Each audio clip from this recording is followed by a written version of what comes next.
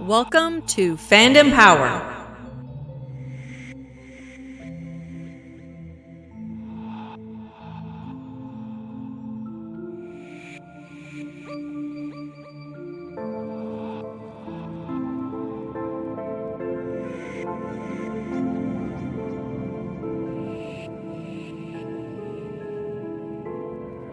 Hey guys, welcome back to Fandom Power.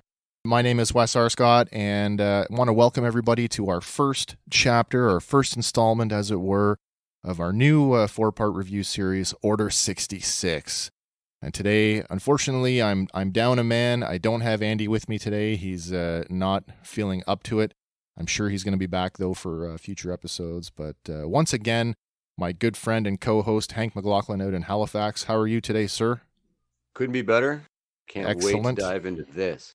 Yeah, so I really am been looking forward to doing this ever since you'd mentioned it back in our Fandalorian episodes about maybe wanting to keep the conversation going and where could we go next. And this just seemed like such a good way to do that because it's such an encapsulated story arc that overlaps Revenge of the Sith. I feel strongly that how good it was eclipsed by how good season 2 of The Mandalorian was. Yeah. If you haven't seen it, it gets lost in the shuffle because of how good the TV content has been. But oh my goodness, the last arc of season 7 is some of the best Star Wars going. I thought so too, and then to go back and revisit that episode and realize that I was so maybe out of touch. Like I had a vague recollection of the general story beats, but it's like, oh, we're going to review this, so I better brush up on what I think I know. And then to discover how much I had forgotten, it was an eye-opener, that's for sure. So, I mean, at season 5, when we thought it was over, That's we right. were in 2012. So we're talking, almost a decade ago. So certainly it's funny that it's taken almost 2 decades to tell the story. Yeah. And which ostensibly is 2 to 18 months, 2 years to 18 months in timeline. Yeah, just to bring the Clone Wars to its finality, I guess. Yeah, 7 years, but spaced over 20. Yeah, I mean, the Clone Wars was pretty good for doing that, though, too, because you got to remember that first season, it was episodic television, right? So, and it was episodic television that was not in any chronology. The episodes kind of bounced around. So it wasn't... They must have had 15 to 20 episodes in the pocket. I would think so. Yeah, and then aired them, it was a lot more loosey-goosey, I think, at the time. So they just aired them how they felt. They fit. Season 2 we kind of worked to rectify some of those things by adding in, I don't want to call them filler episodes because they're anything but that, but they certainly served to fill in the chronology whereas, like I said, season 1 kind of jumped around a little bit in the timeline. Season 2 went, oh, here's some of the other things that happened during that time. And we'll fit those in and try to, hopefully through the narrative process, you'll figure out where they kind of fit in. But you're almost introduced to characters like Five and Echoes before you get their origin story. Yeah, exactly. And then now that there's you can go online and check it out, guys, if you want. There's a chronology list. So you can actually watch the episodes in their chronological order. And it's quite interesting. I started to notice inconsistencies even watching it the first time through when it was airing, going, well, why is Yularen, in charge of the him and Anakin know each other, but then I just watched an episode, they know each other in an episode 2 weeks ago, but now I'm seeing the first time they meet, and I'm like, that's out of order. So I started noticing things like that, right? But they did work really hard to correct it, and especially by the time they hit maybe season 4 or 5, they started grouping the stories into arcs. So you got mini movies essentially. That's right. Right. And it's really evident in season 7, especially with what we're doing today. Yeah. Season 7 really does double down on that way of telling stories, is to break them into these miniature, I guess we call them arcs, and then just sort of, deal with one arc at a time. And then those are smaller encapsulated stories within the larger picture, I guess. It's perfect. It's exactly the way that George Lucas envisioned it in the first place, which was serialized media. Yeah, and by the time we get to season 7, if you haven't seen this arc or this episode, you really do owe it to yourself to go back and watch this stuff because it's fantastic. Unfortunately, you're gonna have to go to Disney Plus or find another way to watch that. Which I leave that up to you. No judgment here. No judgment here. Just watch it and enjoy. By the time we get to season 7, very quickly we learn in this opening episode how closely the events of this arc are enveloped or intertwining with the events of Revenge of the Sith. So this particular story arc is concurrent with that movie, and it kind of weaves in and out of the plot beats that we see in the movie. So I think that really makes for some really compelling emotional stuff, because, you know, you've probably seen Revenge of the Sith, you know, maybe a few times and you have your feelings about it, but then to know what was happening to, you know, those other characters, particularly Ahsoka, and to see what happened to her it's pretty emotional. Yeah, it's sort of where I started my prep for this too, was I went back and I rewatched Revenge of the Sith. Oh, fantastic. When we first decided, I think it was the day after we first decided we were going to do this, just to, you know, and it takes what is almost rushed in terms of, you know, because there is like this like 45-minute lightsaber duel at the end of it, you know, like, oh yeah. So a lot of it's not rushed. It's happened over the entire lifespan of the character, but it can feel rushed in terms of that movie. I agree with you that it's the best of the trilogy still. Yeah. But this takes that and it spreads it out a little bit. It gives it depth. You see it from the point of view of people that are so dear to the character of Anakin Skywalker. And you know, you only get his connections with Obi-Wan in the films. A little bit with Yoda. You get an adversity with Mace Windu, but you don't, you know, and his love for Padme, certainly. But to see him interact with a student, to see the deep connection that he has to Obi-Wan, to see him as a more human character and see him with Rex and stuff. It's so nice to see their perspective of his fall, that it's very moving. It makes it so much more powerful. I One thing I have to say about this particular story arc, and not even so much this arc, but I mean, we'll get into it a little bit later, but there was a homework piece sort of that we discovered going into this that was like, oh, in order for us to really be able to recount this story, we need to know the events of how they got there. But in that process of going back and revisiting some of the season 5 episodes, I was really kind of like, not shocked, but I was pleasantly surprised at how intricate the events of the Clone Wars, those season 5 episodes and the season 7, how much they punctuate the return of these characters in Star Wars Rebels and then again in The Mandalorian, and just how organic these 3 disparate properties all really are woven together in this, dare I say, expert manner. I said it before that I felt strongly like the Mandalorian might have been a sequel to Rebels, like a live action thing. And in a lot of ways, Rebels is a sequel. It's almost like a spiritual successor, if you will, to the Clone Wars. Well, it certainly feels that more way. Directly because of the creators that are involved. But now you're getting this broad spectrum of Disney shows, and I think that the sequel, the ongoing story is going to be told over a greater span. And so I think you're going to get this connective tissue through all of this. They really, I mean, yeah, it's woven so craftily. You could literally watch the arcs that we're talking about from season 5, season 7, the little pieces of Rebels, That's right. The little pieces that are in the Mandalorian, and get the story. I've said that a few times to people that I've talked to or spoken with offline outside of our show, is that if you did nothing, because a lot of people say the same thing to me. They go, listen, I love what you're doing. I love that you're giving me this conduit to these shows, but I don't know if I can invest in 7 seasons of television or 5 seasons in the case of Rebels. And my answer is the same. And I'm going to go out and say it one more time. If you watch just the episodes pertaining to Mandalore and the Mandalorians, just to pad out your understanding of the live action Mandalorian, great. You're going to be so much further ahead than the casual fan who's just watching The Mandalorian independently of anything else.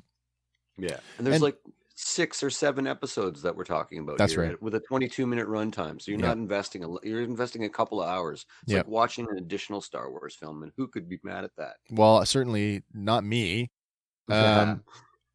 One thing about season 7, I just want to point this out for everybody. So for everybody who was invested into Mandalorian, Season 7 of the Clone Wars is kind of special because this is the first time that Dave Filoni is on his own. He's the supervising producer, the director, and the writer, the primary writing force for Season 7. And we know that he was instrumental in the entire show, but this was the first time that it was him on his own without George Lucas in his pocket, sort of steering the ship, as it were. It's true. So, I mean, it really sets the stage for what came later in Rebels and, of course, in The Mandalorian.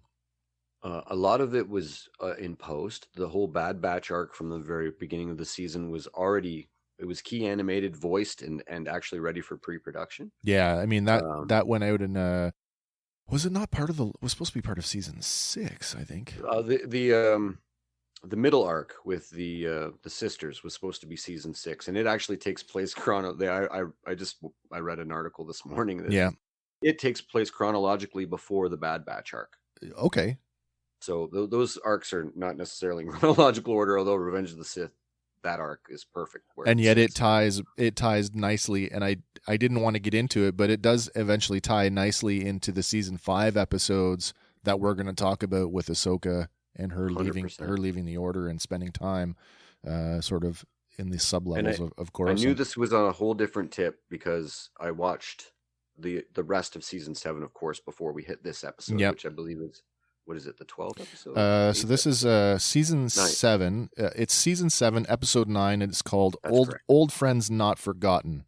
That's right. And the first thing that struck me after was the green Lucasfilm limited logo from the original theatrical releases. And I knew this was going to be something special based on that.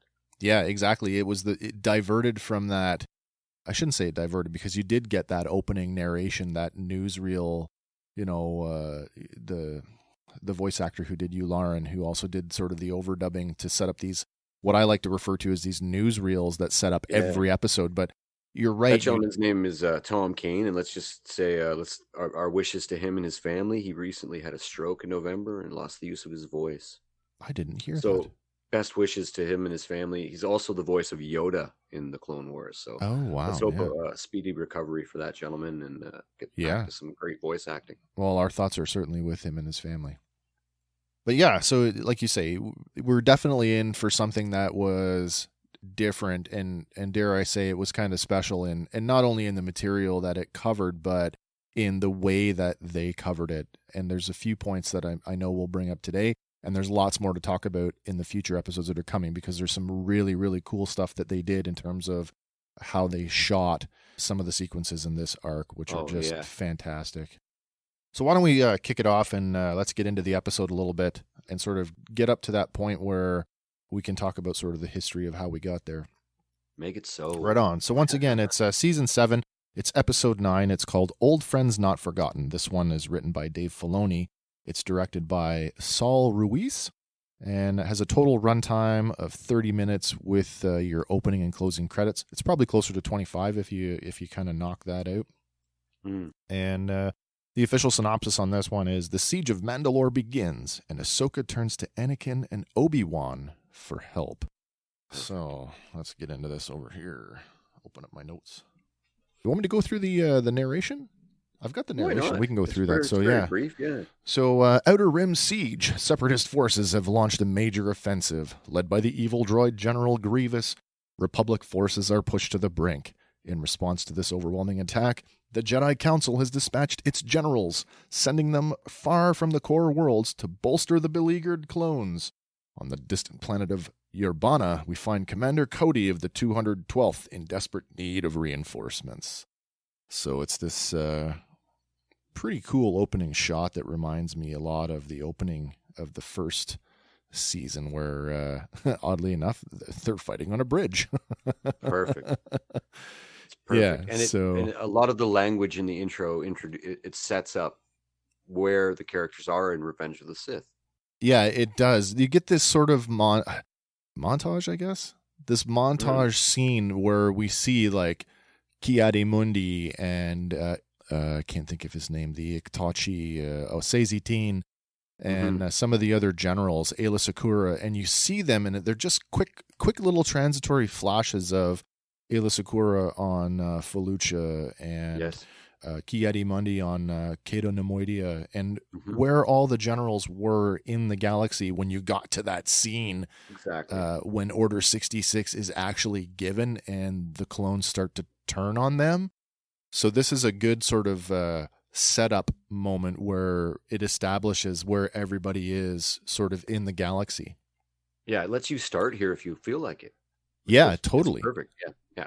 So we have the 212th, of course. That's Obi-Wan Kenobi's clone division, led by Commander Cody, and they're facing off a really sizable droid army at the other end of this like long bridge, and it's not going very well. They're pretty much pinned down. We see a bunch of Z95 headhunters, which are kind of cutting edge technology at this point. They've sort of come in and they've the X-wing.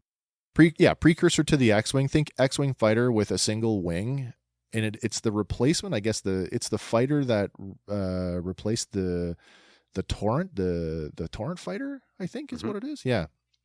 And of course we got those LAAT gunships kind of bombing in, trying to provide air support. But I mean, the clone side of things, we're talking like legion of B1 battle droids or B2 battle droids, I guess they are, because they're independent, not computer controlled. That's right. Spider droids and the whole gamut of like droid forces, but it's going poorly, and we actually see the droids taking down some of the gunships, and the clones end up having to take cover. And in a sequence where you think Cody's about to buy it from a piece of shrapnel that's about to fall on him, we get this sort of cool like dun dun dun moment where Obi-Wan kind of jumps in and deflects the shot, and it's this like, oh, you just saved my bacon moment. Yes. But eventually what happens is the clones hunker down because they don't know what to do. They're kind of outnumbered, and Obi-Wan in his frustration is like, where's Anakin? And like, where's Anakin and his clone division, the 501st? And of course, exactly. In this like Indiana Jones-ish swaggery, cocky way, he's like, I'm right here, and the camera pans over and he's just walking casually up the bridge like nothing is going on. Yeah, everything's exploding around him. He's standing there. They're all hunkered down behind cover, and he's literally towering over them, just having a casual conversation. Yeah, what's wrong exactly. with you guys? What are you doing? What's going on? So the idea is what do they call them? The tactical droid. That's something that Clone Wars, the animated series, kind of introduced as it was a piece of the lore that was definitively its own thing. We never saw these in the films, but if you go back to Episode 1 to the Phantom Menace, those original battle droids, if you recall, were run by a centralized control hub in the ship. Yeah, that's how they were. So those were the B1 battle droids. And then later on, successively, the B2 were more independent, and they had basic, programming and could sort of operate on their own. But, one thing that is consistent between the films and the Clone Wars is the buffoonery of the droids. Yeah. That is consistent throughout. Yeah. But Clone Wars kind of handles it in an interesting way where they introduce what they call these tactical droids. And essentially, they're the droid generals, if you will, the strategists, who do all the planning and control all the troop movements, and they typically are pretty smart. I say pretty smart because they still end up losing in the long run, but that's right. They do serve a purpose to motivate and to direct the other droid forces. And so in this scenario, the tactical droid is somewhere on the battlefield elusively sort of hiding. And that's sort of the key to taking down the droid forces, because if you can take out the tactical droid, the rest of them will fall into disarray, and then it becomes this easy mop up. So Anakin's like, do you have a plan? He's like, I've got a plan. So he just basically standing on top of the wreckage that Cody and Obi-Wan are hiding behind, he just kind of strides off and heads down the bridge, essentially throws himself at the mercy of the droid army, and basically does the, white flag it, gets them to stop shooting, and then under the pretense of surrender, basically causes a pause in the battle where finally the tactical droid is like, why aren't you shooting?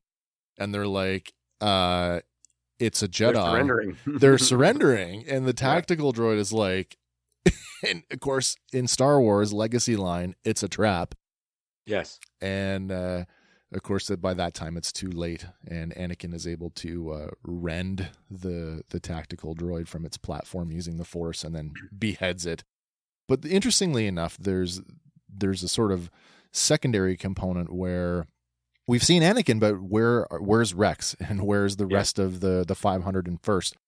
Turns out that they have crawled across the superstructure of the underside of the bridge and are literally hanging, waiting for the moment to attack.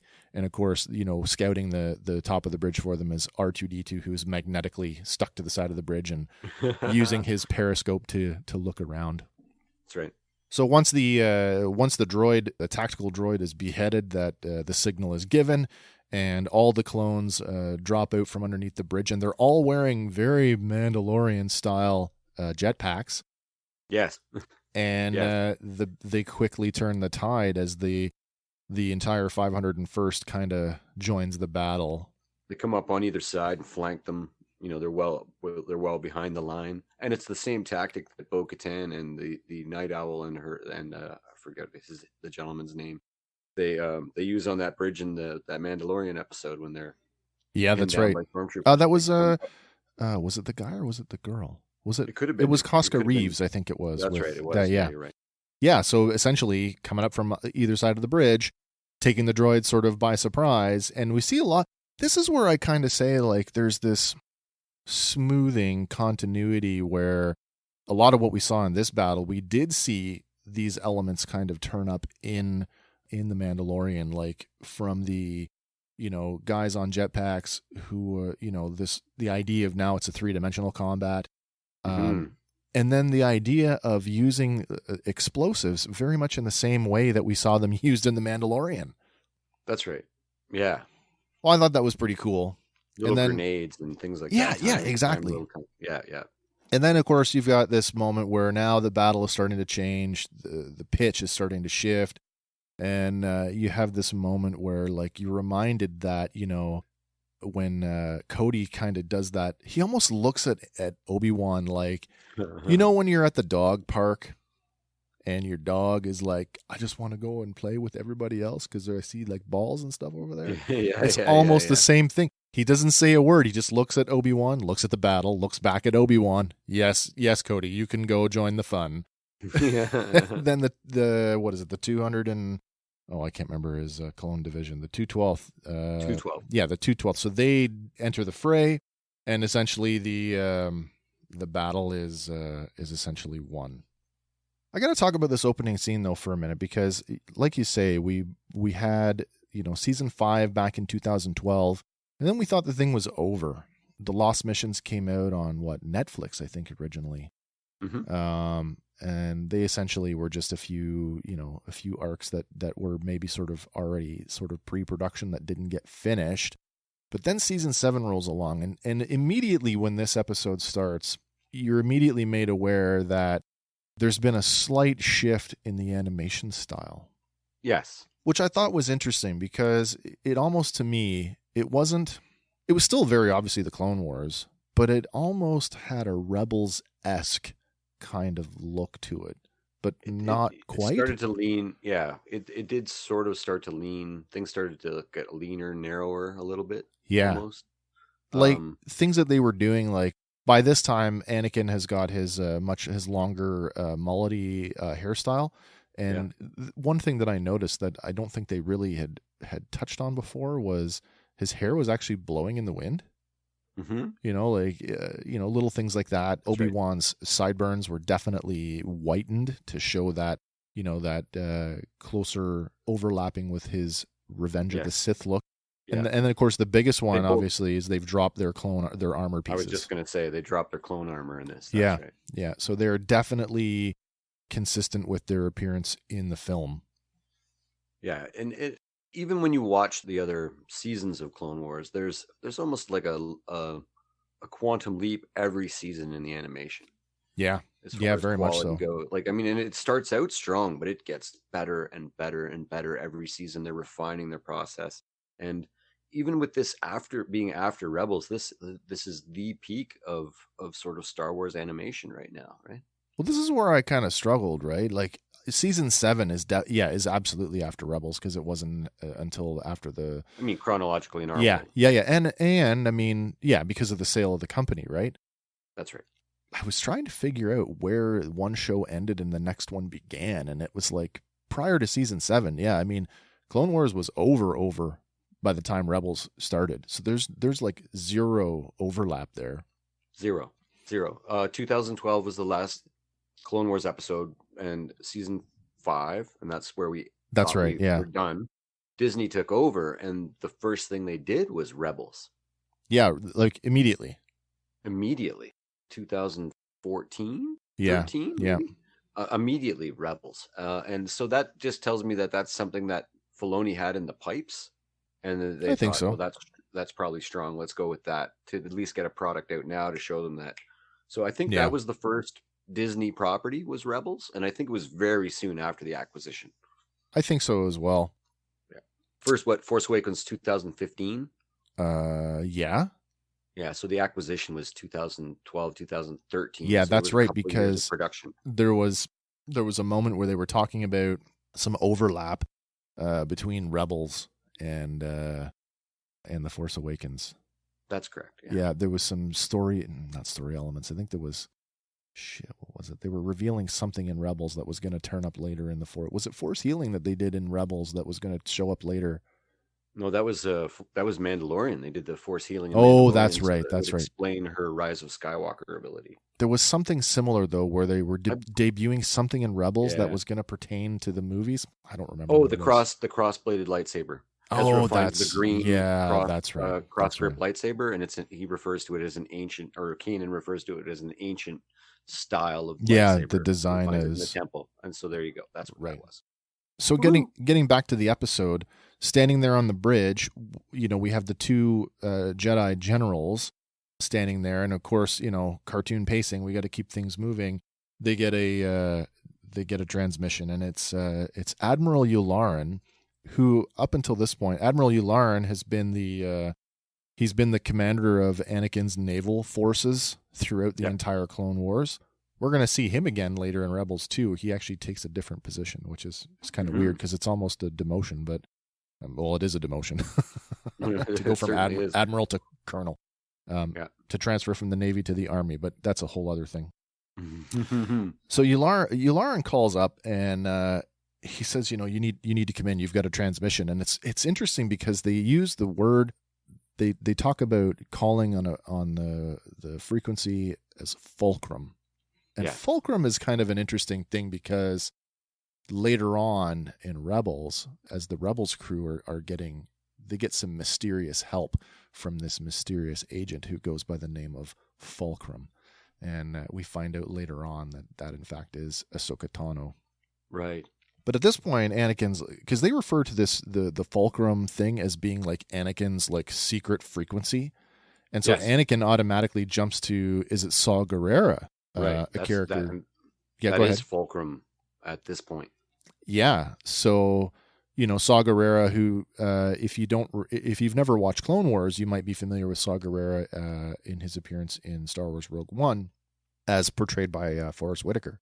Mm-hmm. But he's actually a Clone Wars character who appeared much, much sooner, and he's considerably younger. So, like almost, you'd say he's unrecognizable in Clone Wars, like the evolution of that character, right? Mm-hmm. So he automatically jumps to, is it Saw Gerrera? And it's like, no, it can't be. It refers to the Siege of Onderon, must be taking a turn for the worse. But Yularen clarifies, no, it's not Saw Gerrera, and you'd be better off for them to come and take the call back on their ship.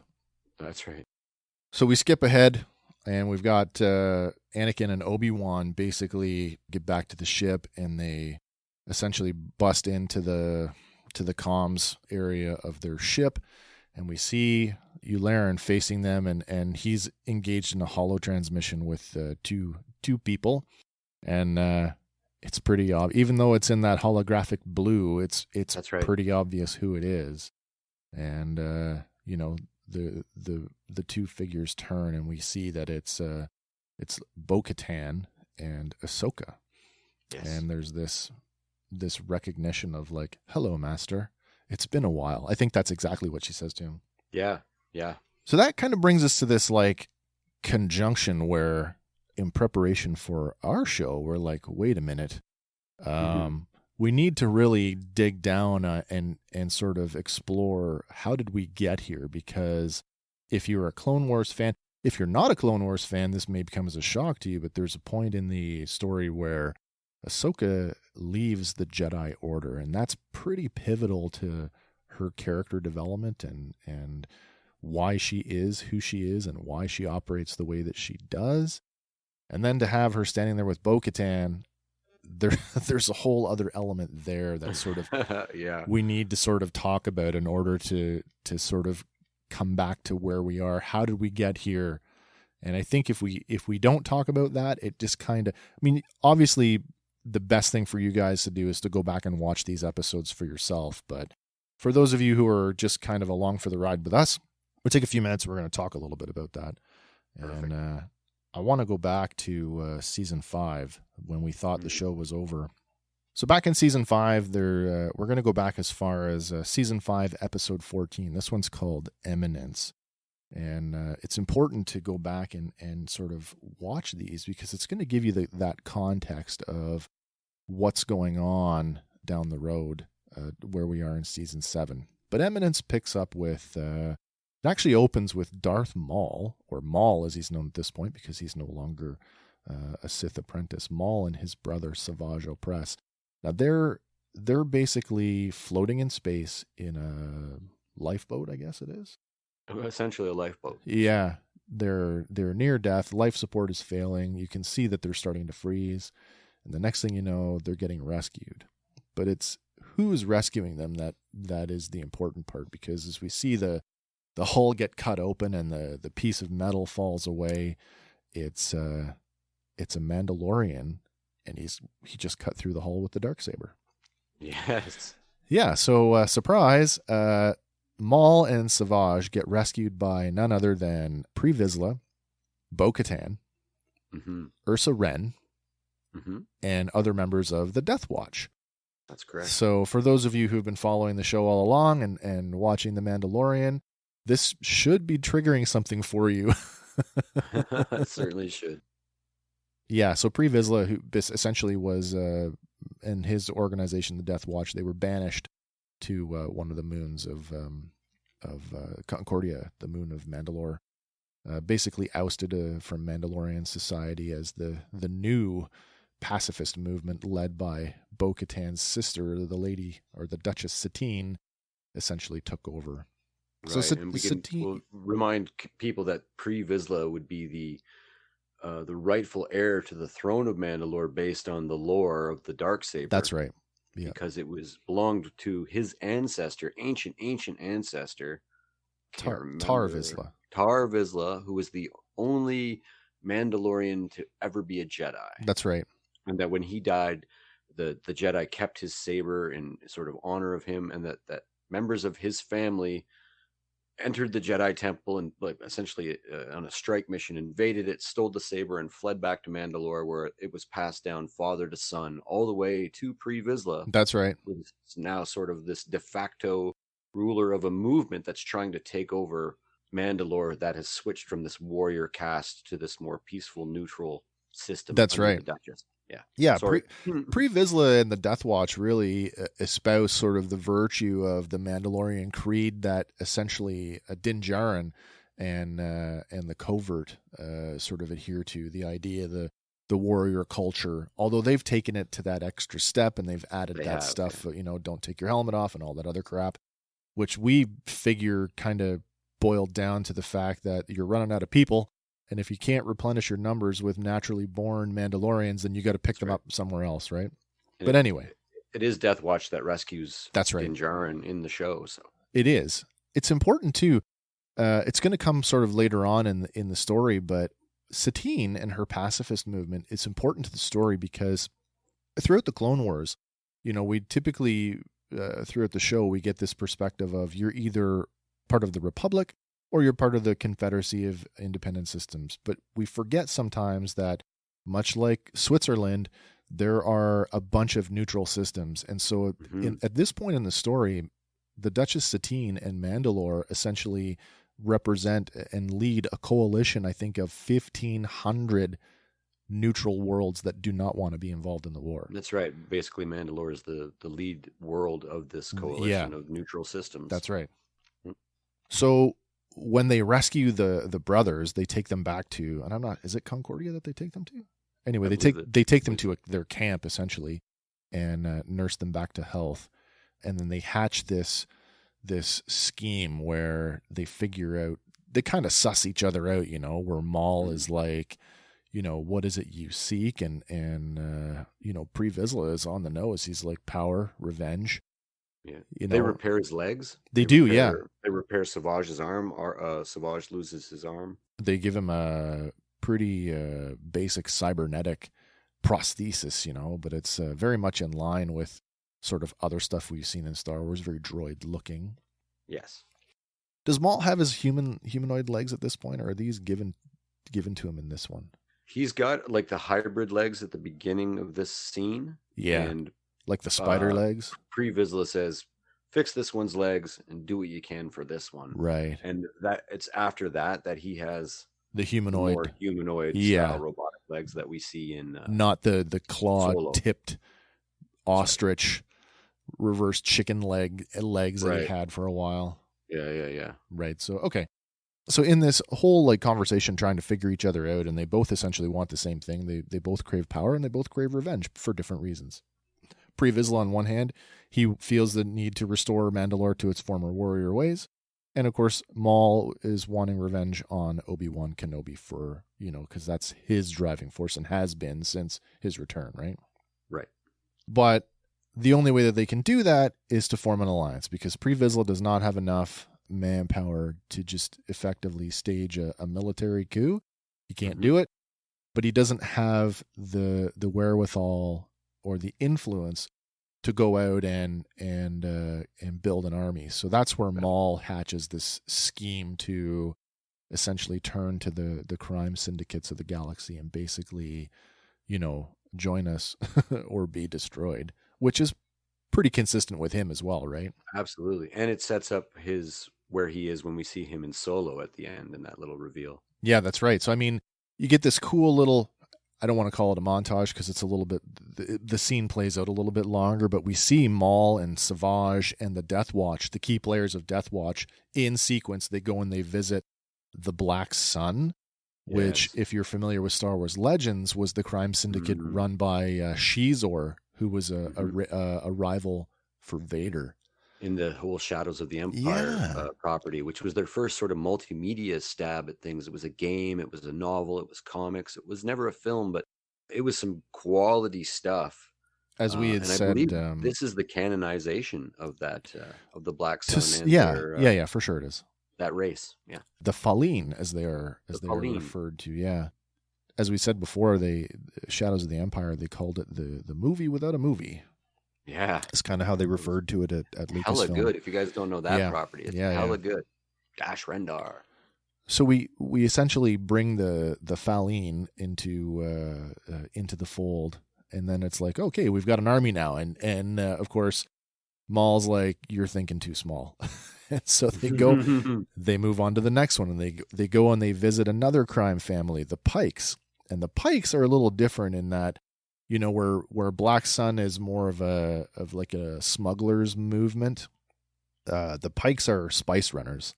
Yeah. So I mean, analogous for drug dealers. Essentially, yeah. So, we've got some muscle, we've got some more muscle in the Pikes, and then the last group that we go to visit, the Hutts, and they actually go to Nal Hutta to try and bring the Hutt clans into the fold, and they basically are like, whatever, they're not going to do it. And so the brothers essentially kill most of the clan leaders, but a few of them escape. And so they track them back to Jabba's palace on Tatooine. Get a little cool Dengar here, actually. You do, yeah, yeah. Bounty hunters that's protecting them. I can't recall one of my favorites, and I can never remember his name, with the big hat, sort of.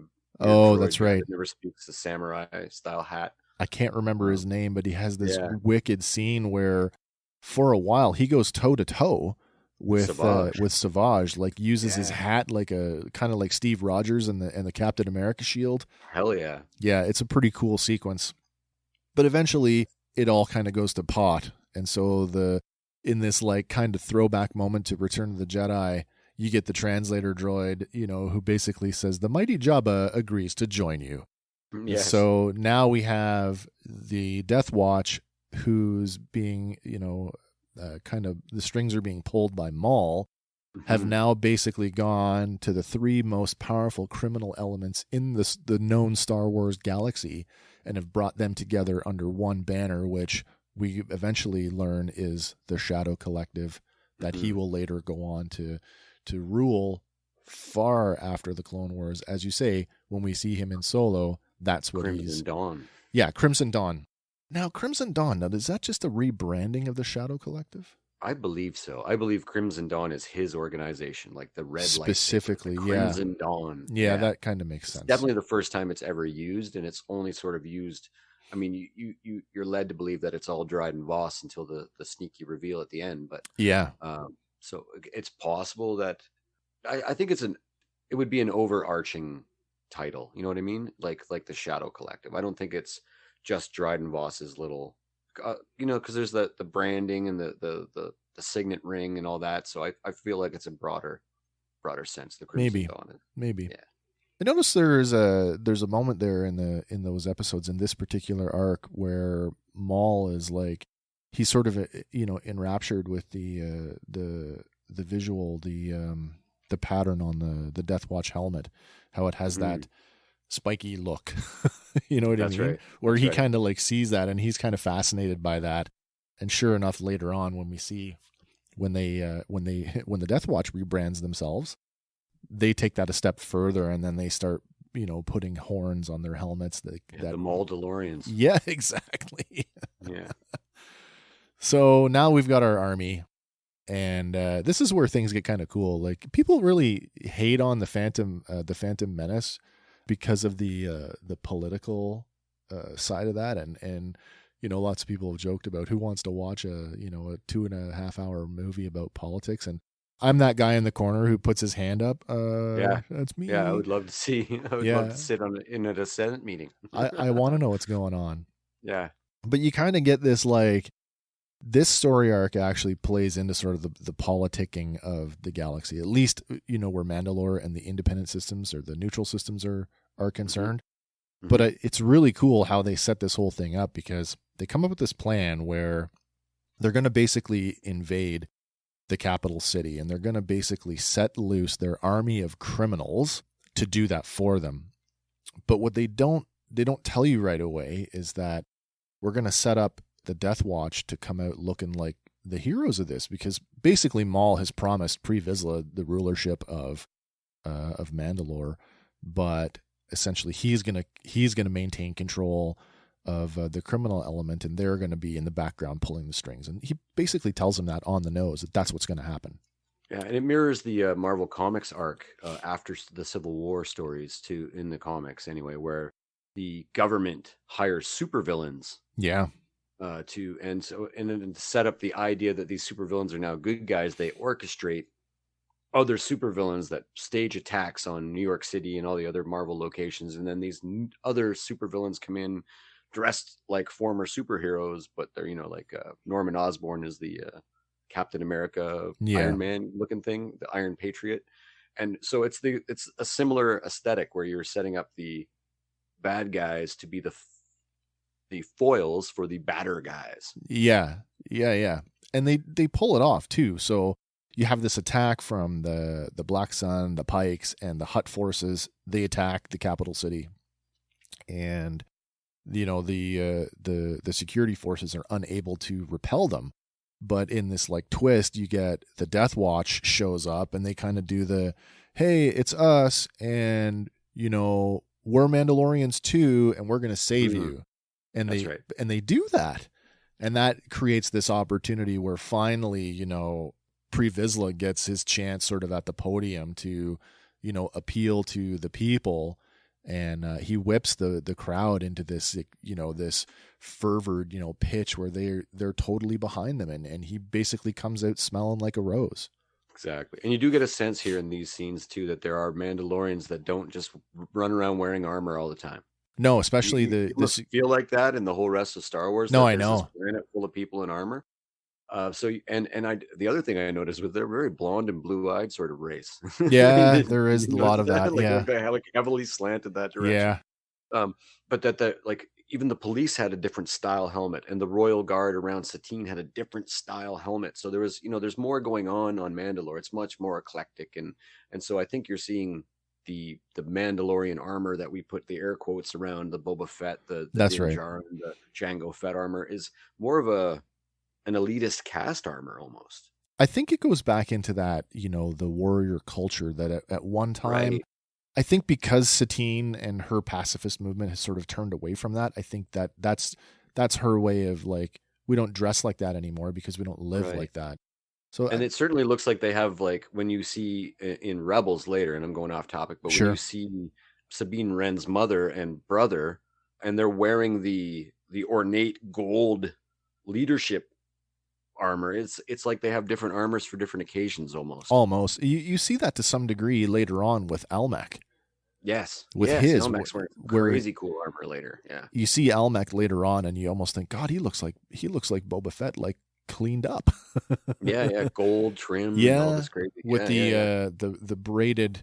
It's not the Wookiee braids that, you know, we see Right. like Boba wearing, but it's like the gold braid that a military officer wears around their arm. Mhm. But that's for later. Yeah, so basically we have Pre Vizsla, who's propped up as the essentially the hero of the day, and they basically side with him, and so I can't remember exactly how it goes. How they end up basically deposing Satine and imprisoning her. They frame her for murder. Oh, I think Maul slays Pre Vizsla. Oh, right, that's right. So yeah, that's key. The crowd and says, I'm now the rightful ruler of Mandalore. I've you know. Oh, that's right. So right. Yeah. So in order to get to that, we have to talk about the prison scene, because that's where it's all kind of comes to fruition. Because I wasn't clear if the Death Watch imprisoning the brothers was part of the plan, or the plan kind of went sideways, and this was, because we know Pre Vizsla, he's not keen to be second fiddle to Darth Maul. He doesn't want. He wants to be. Right. So they get tossed into prison. Essentially, Maul allows it too, because they put it. He puts his own hands behind his back. He lets them take his saber. Yeah. He allows this to happen. And as soon as they put him in the cell with Savage, he explains why he allows it to happen. That's right, because any other political dissidents would be imprisoned as well. Right. So if they can get to any of those other political dissidents, then they need might a legitimate contender for prime minister to that's right. their attack here. Absolutely. So Savage, you know, taps into his rage through the Force, and they basically shatter the prison cell that they're in. I love how Maul makes him do all the dirty work. Oh, I know, yeah. Right, it's very Emperor-like. You know, when Savage I think is it in season 5 when he throws the lightsaber and beheads all the. No, it's this. It isn't. It's in this episode. Yeah, he beheads all the heads of Black Sun. That's right. Yeah. Yeah, like Maul just kind of ducks down and lets him throw this double saber over the head, and he's getting Savage to do all the dirty work. Well, it's important. It's important to know that, like, Maul has basically he's taken the Sith title for himself, and he thinks that he's training Savage as his apprentice, right? So that's right. They are going to become the new Sith, as it were. That's right. But we're going to get to that as well, and find out that things don't always go as you want them to when you're a villain. That's true. So we bust out of our prison cell. We take a tour of the prison level. We have a brief fight with a few of the guards, and of course they're easily disposed of. And they actually meet Satine in her cell, and you know, they kind of play the whole, like, you know, we're nobody, we're just breaking out, and who else is down here? And she's like, just me and the former Prime Minister Almec. because everybody else has been killed or has disappeared or is no longer in the picture. And he's no good to you because he's as corrupt and as vile as you are. That's right. Great line. Right. Because he's like, oh, really? And he's like, yeah. Fitting. Oh, thank you very much. Thanks for that piece of information. Excellent. So, yeah. And I mean, Almec being who he is, who, has already had, been at odds with Satine. And that's why he's actually in prison for trying to overthrow her, becomes this perfect puppet for the brothers to manipulate. And so he's a bit of a badass in this scene because these two Sith Lords walk in, alien Sith Lords, giant guys, just wielding, oozing the dark side.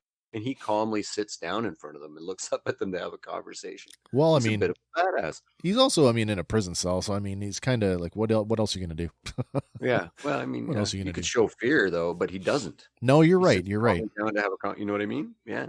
But I think, he's operating from a sense of, self-preservation. And again, it comes down to this whole, the bad guys all have this sort of similar, they all kind of want what they want for themselves. And there's always some sort of like scheme below the surface of how they're going to get there. And even Almec is doing that, double right? Cross just waiting. Yeah. Yeah. I think that's kind of where he's at in this particular scene. It's like, oh, if there's a chance that I can get out of here and I can turn this around into something, okay, I'll do that. Yeah. I'll be a puppet. It's similar to what Pre Vizsla does. He's like, I'll pretend to be a puppet, but really be in power. And that's probably what Almec's thinking as well. I just don't think that.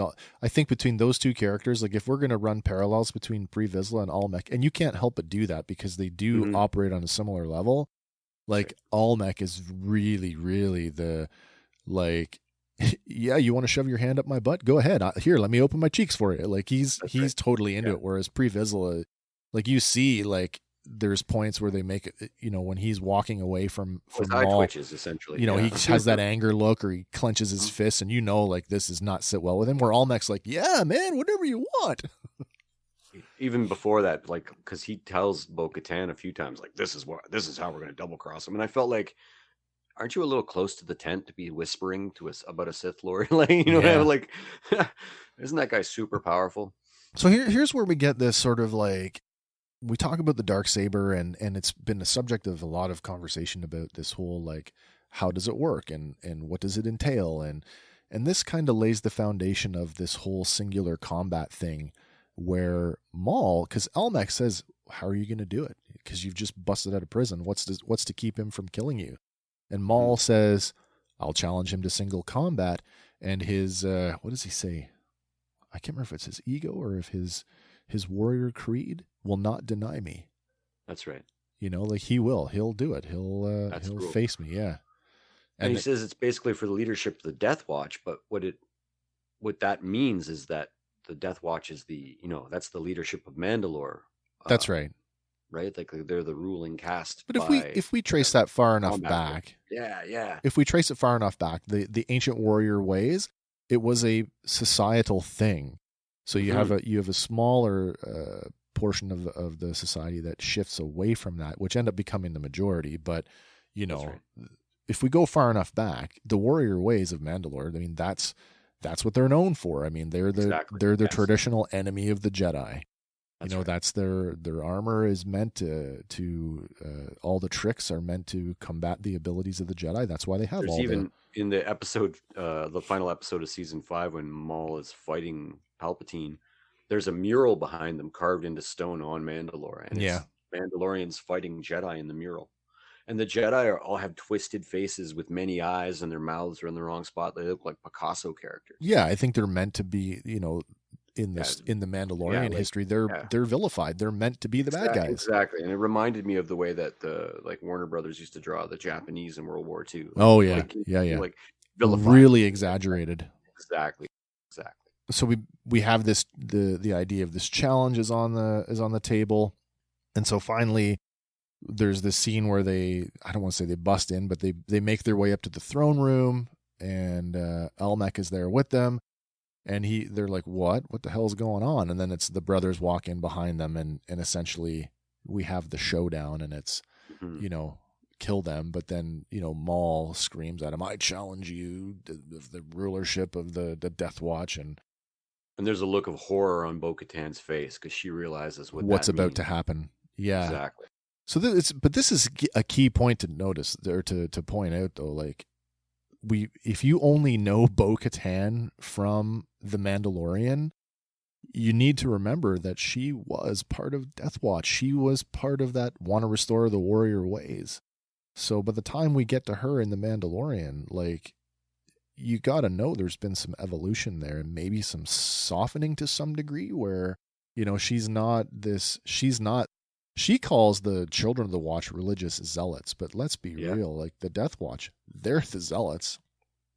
No, so true. She's evolved. And look at her. She could have a cushy life. Her sister is the leader of Mandalore. That's right. She could easily just kowtow and have a nice cushy life in some high political position, probably. And then look at her contemporaries.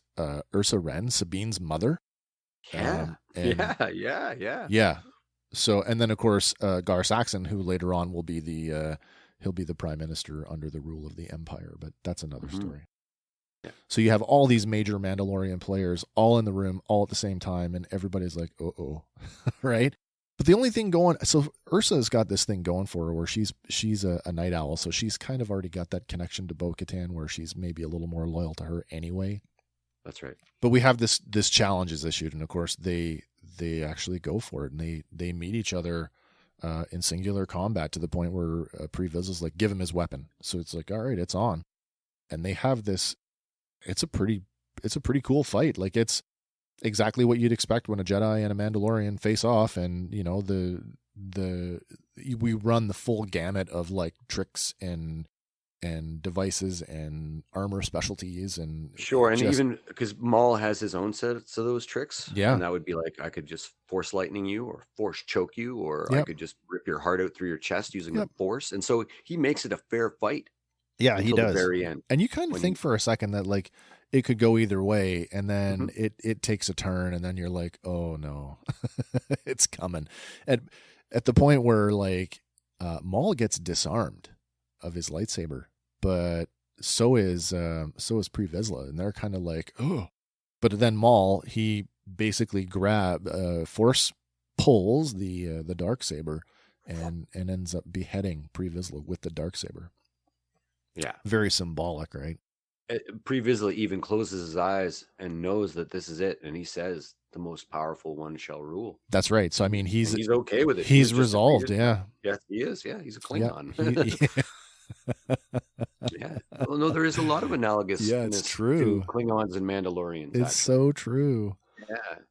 Yeah. Resolved to his fate, he takes it on the throat, and heads roll. But so concurrently, we have this small moment where when the brothers have left with Almec, there's another, I guess you can call him a side character, Corky, who is the nephew of Satine, shows up and basically busts her out of jail. Yes. While all this stuff in the throne room is going down, he's like, we got to get out of here, and basically says, I would never turn on you, Auntie. And have you seen the fan theory? Lauren pointed it out. I had never heard it. It's like a TikTok fan theory, and I Googled it and I found it. And what's it's that? The theory that Corky is the illegitimate child of Obi-Wan and Satine. Oh my God. And I was like, he's not skilled. Like, he would have force abilities. He's not nearly cool enough to be that. But yeah, he shared as an adult. Now that we see him as an adult, he shares some similarities facially to Obi-Wan. And I can sort of see why some people are like, yeah, maybe. Oh, it's kind of funny. Kind of funny. It is. It's funny. And I'm going to leave it on that level because if I take it any more than that, I'm going to get angry. So they bust Satine out, and essentially, she makes a play of, we have to get help. And it's like, we can't call anybody because there's a comms lockdown and everything is scrambled. So we've got to get out of the city in order to make any sort of call whatsoever. Mm-hmm. So they do. They smuggle her out of the city, or at least they try to, and they get her like to the loading dock, or to the that's right. Yeah, to get her to the landing platform just outside the walls of the city, where she's able to get off a quick transmission, and she calls Obi-Wan Kenobi directly. You're my only hope. Yeah, essentially. Mm-hmm. Which is cool because that sort of fulfills this from the perspective of, Maul, who wants power and revenge. it sets everything up where it's like, oh, well, if Kenobi's coming, then I'm going to be able to get my revenge that way. Right. But here's the thing, right? Obi-Wan isn't, he's not able to, to sanction that as a mission, right? Because it's, Mandalore's a neutral world, and he's a general in the Grand Army of the Republic, and he's got duty and all these other things that he's not allowed to do. This is sort of where they explain where the politics actually comes into focus and starts to make a lot of sense here. What they say, you can't take a clone army with you to Mandalore. They're a neutral country. Yeah. You can't just walk into You can't invade Spain, them. right? You just can't stage troops in Spain and hope that everything's going to be okay. That's right. It's going to cause huge problems. So it really does help to define the galaxy, and you get the sense that there are four factions in the entire galaxy. There are there's the Republic backed by the Jedi. Yeah. There's the Separatists. There's the neutral countries, and then led by the Mandalorians, and there's the crime families. That's right. And it really sets up the world in a sort of a nice, neat package. Yeah. And it's really I love the fact that it's like that. Yeah. I like the idea that we get to explore the relationship with Obi-Wan and Satine a little more, even though it ends tragically. Yes. They talk about, it's not really explored very much in the series, but there's some other media that talk about it. Back when Obi-Wan was an apprentice and Qui-Gon was still alive, they spent 3 years on Mandalore. Yeah. Which is weird because he has no idea that Bo-Katan is her sister. How do you not know that? Well, maybe she's been estranged for a very long time. Well, maybe the Death Watch has been operating on Concordia, and that's why it was never brought up, because Bo-Katan was seen as the black sheep of the family. Sure. And I also had looked at Lauren and I said maybe she was the redheaded stepchild. Oh, literally redheaded. Yeah. That's funny. Yeah, so, I mean, this whole idea of, like, attachments being forbidden to the Jedi Order and the dogmatic rigidity of the Jedi Order is really contrasted here with the humanity of, like, people are people and you're going to love who you love. And so, there's, you get this sense of, like, Satine and Obi-Wan, it was the forbidden relationship that could never happen. But you do get this sense of, like, something did happen. They're not telling us, but something did happen, and they have parted ways semi-amicably, maybe? Yeah, and so much so that people were speculating that Rey might be the love child. Yeah. Of like when the Force Awakens first came out, because people were, like, just looking for any connection they could find, and there was a natural one with unanswered questions. Right. Even something I read recently with an interview with Daisy Ridley was talking about sort of, we had talked about this before, because when the Force Awakens came out, Daisy Ridley, after the movie was over, was very public in saying, like, she knows where she came from. Wasn't it obvious to everybody else? Yes. And all these fan theories going around. And I was a big proponent of she's a Kenobi. Yes, me too. I was a huge proponent of that. And then because of the missteps between the story group and the whole the inconsistencies, flipping directors and turning tropes on their ear, yes, that threw all of that out. But who knows? Came out in an article and admitted that originally she was supposed to be. Yeah, so there was, in this interview she talked about originally there was a Kenobi connection. And I'm like, oh, that would have been so awesome. But so awesome. Anyway. She even fights with his style a little bit. Yeah, to some degree she does, of course. So we have this contrasting thing where it's like the dogmatic Jedi way versus Obi-Wan's feelings. And in this case, we were reminded that, Obi-Wan, they talk about his impetuousness as being when he was a young apprentice, and we saw that in The Phantom Menace where he was way more cocky. It just reminds us that, above everything else, he's still human. That's right. And so he goes. He goes without sanction. He goes without approval. He takes it on his own to go. And in some ways, he has this Anakin Skywalker moment where it's like, I'm leading with my heart.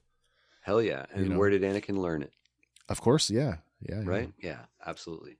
So he goes, he takes, oh my God, what's the name of that ship? The one that they got in the theatrical.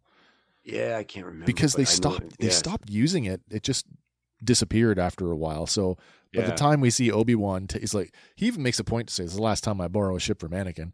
Because the thing has fallen into disrepair. Like, stuff isn't working. He's smashing controls. Like, come on. Yeah. But he goes independently, and when he gets there, the first thing he does is he subdues, a super commando? Yeah. He's dressed in his Racco Hardeen costume, I think. Yeah, essentially. And then he essentially impersonates a Mandalorian to get to her. And I can't remember exactly how that went. He comes out. He's dressed as Racco Hardeen, the bounty hunter he impersonates in season 4 or 5. Right. And the guy asks him if he's got his papers. He said, "Oh, of course I got my papers. They're just in here in the ship." And a scene mirroring A New Hope, the Mandalorian, now dressed in red, the Maldalorian. That's right. Yeah. Follows him up the ship. You hear a boom, boom, and out comes Obi-Wan. He doesn't even have the helmet on yet, so that you know. That's right. Because you might have thought Obi-Wan got knocked out by the guy. So then he puts the helmet on, jumps on a transport, off he goes into the facility. That's right. So basically, this makes his way to the throne room, and we get to the throne. Yeah, goes literally straight to the throne room, busts in, and then we have this this is where things get really, really tragic, because you've got everybody again. All the key players are in the room, and you've got. Now, has Maul made his declaration yet that he's going to be the Supreme Ruler? I believe so. I believe he might make it at the beginning of this. Oh, he did, because by this time Bo-Katan has left. He did right. as soon as he beheaded Pre Vizsla, he basically, in this like triumphant moment where he's like, "I'm gonna be, and I will be the ruler," and Bo-Katan is like, "No," she's completely horrified. An off-worlder will never rule Mandalore. That's right. That's her line. That's her line. And so she and a few others make a break for it, and they DD Mao to get the hell out of there. And that's sort of this crossover moment where they're fleeing, and Obi-Wan shows up, and there's a moment where there's a bit of a fight, and it's for a guy who wants revenge, he sure picks an interesting way to show it, because you think, all right, well, this is your opportunity. You can just slay Obi-Wan and be done with it, but he doesn't want to kill him. He wants Obi-Wan to suffer, and he does that by essentially killing Satine with the Darksaber. Oh, he grabs her with the Force and pulls her from behind him and just runs her through. Yeah. But it doesn't kill her right away. Like, she dies in Obi-Wan's arms. Yeah. So, and I mean, he just has this look of like, oh my God, like, and he doesn't say a word. He doesn't do the whole, like, when Qui-Gon was impaled, and it was the big, no, there's none of that. He's just, okay, this has happened. He's in a lot of ways, but this might be what, I don't know how to say this, perfects Obi-Wan. This is the last attachment that he has, and in doing this, it's like it's suddenly freed him to be the Jedi he was always meant to be. Yeah, I think in a weird way, I can absolutely get behind that, because I mean, if you had something, like Anakin says, attachment is forbidden, and even Anakin, he justifies his love for Padme. I would say that being a Jedi is all about loving and loving everybody. He's constantly trying to rationalize his non-Jedi idiosyncrasies. That's right. Yeah. Whereas Obi-Wan is he's struggling the other way. He's like, I'm having this feeling, and I know that I shouldn't. In some dark way, this is his freedom. Yeah, it is in that sense, where in his arms, in her dying breaths, and she tells him, because Satine has a whole other arc earlier on in the series where they there's some friction there between the two of them because of him leaving. Those early arcs felt like the relationship between Marion and Indy in the first movie. Yeah, very much. That's a great analogy. I was a child. You Yeah, and it's sort of dynamic. Yeah, it's a wonderful analogy where there's some spark there and some fire, and he's like, but I was a Jedi, and what was I supposed to do? Leave the order? Right. Exactly. Right. So in this moment, she comes clean, and she tells him in her dying breath that I've always loved you, and I always will. And then she dies. Oh, and it's so tragic. It's so tragic. Yeah. It's so tragic. It's almost a tearjerker to see. It's very close to see him in that much pain. And then he completely just goes inside. Like he's like they just grab him. They strip his lightsaber off him. Yeah. They just take him, and his head, he acquiesces to the whole I'm arrested now. I mean, certainly he's got a plan, but he hangs his head the whole time. He's not, he's playing the role completely defeated, and he's giving Maul exactly what Maul thinks that he has. That's right. You're listening to Fandom Power.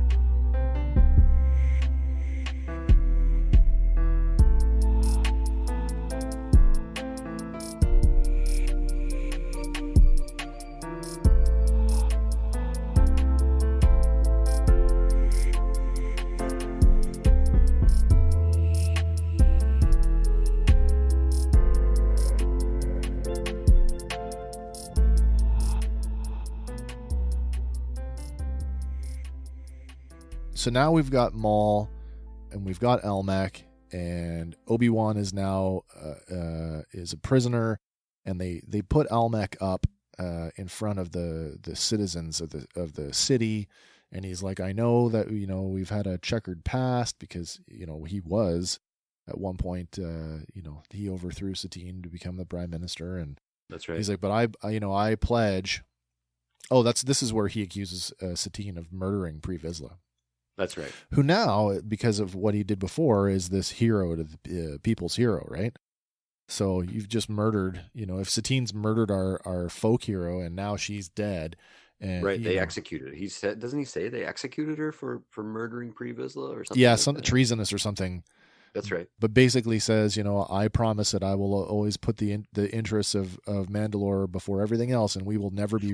Basically says we'll never be weak again, and we'll always be essentially powerful, which is essentially what Pre Vizsla wanted to begin with, to return Mandalore to their warrior ways, which they do through Almec and Maul. Yeah, but anyway, Obi-Wan. He does get busted out at some point, and I can't remember how they do it, but. Anyway, he does make it. Yeah, because she gives him a jetpack at one point. Bo-Katan gives him a jetpack and says, "Do you know how to use one of these?" And he says something. No, but in this today, no, I haven't. But in this case, I'm a fast learner. Yeah, and they fly off. But that's right. He kind of questions that whole "Why are you helping me?" Because I think he sees her as just a member of the Death Watch, and it's not until the very end where they're having this conversation where he's like, "You're her sister, aren't you?" Yeah, I don't believe we've met, and then she introduces herself, and that's Yeah, and then they go to leave, and I don't remember how they get off the planet because the ship gets destroyed. But it's not as important to what we're talking about today as that this stuff happens. So I guess the short to sort of summarize everything is like you needed to know this to understand where we're at with Bo-Katan and how she's no longer a part of the Death Watch, and she's trying to. Essentially, this basically starts her crusade to liberate the planet, and that is going to turn out to go on for decades because the entire reign of the Empire.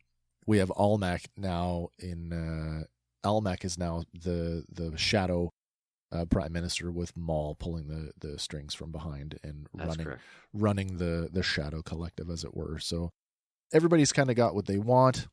Oh, you know what? That's how the escape is. That's how they orchestrated, because at this point, huge plot piece here. While all of this stuff is going on Coruscant, Chancellor Palpatine has he can sense a disturbance in the Force. That's right. And he says, "Ready my ship."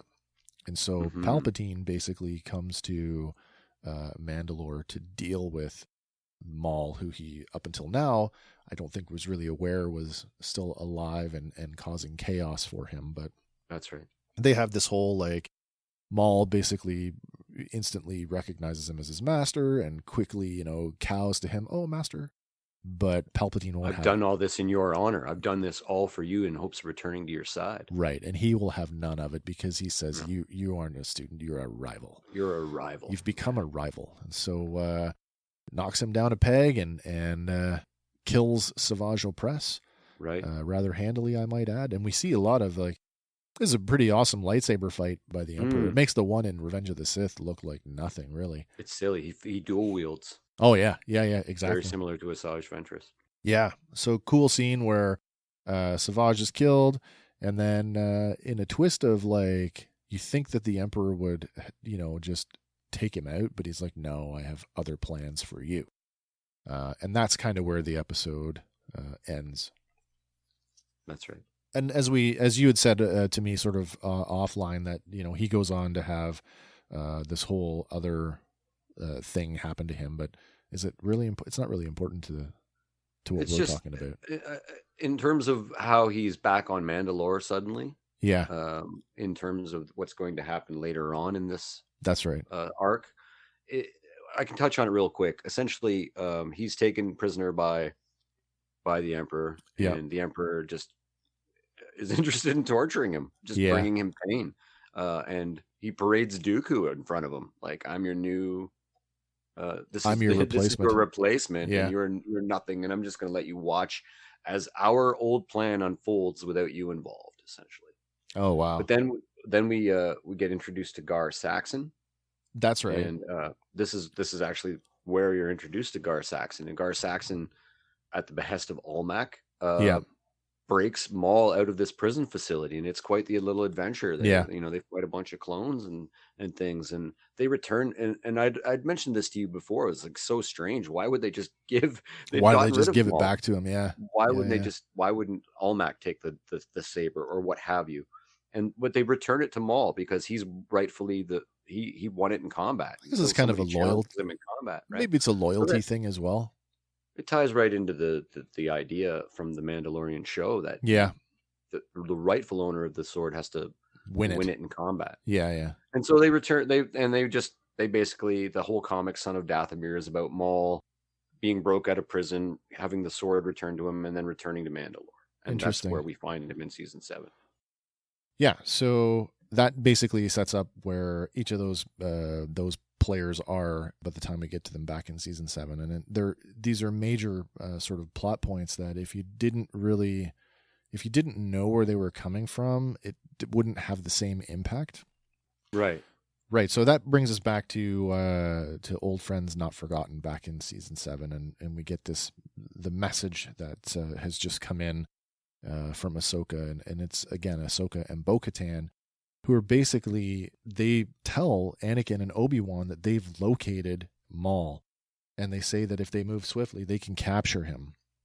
So Anakin and Obi-Wan and R2-D2 basically enter the hangar on the carrier, and they basically say that they talk about if Ahsoka had not left the Jedi Order, then she wouldn't have been where she needed to be in order to be on the tail of Maul.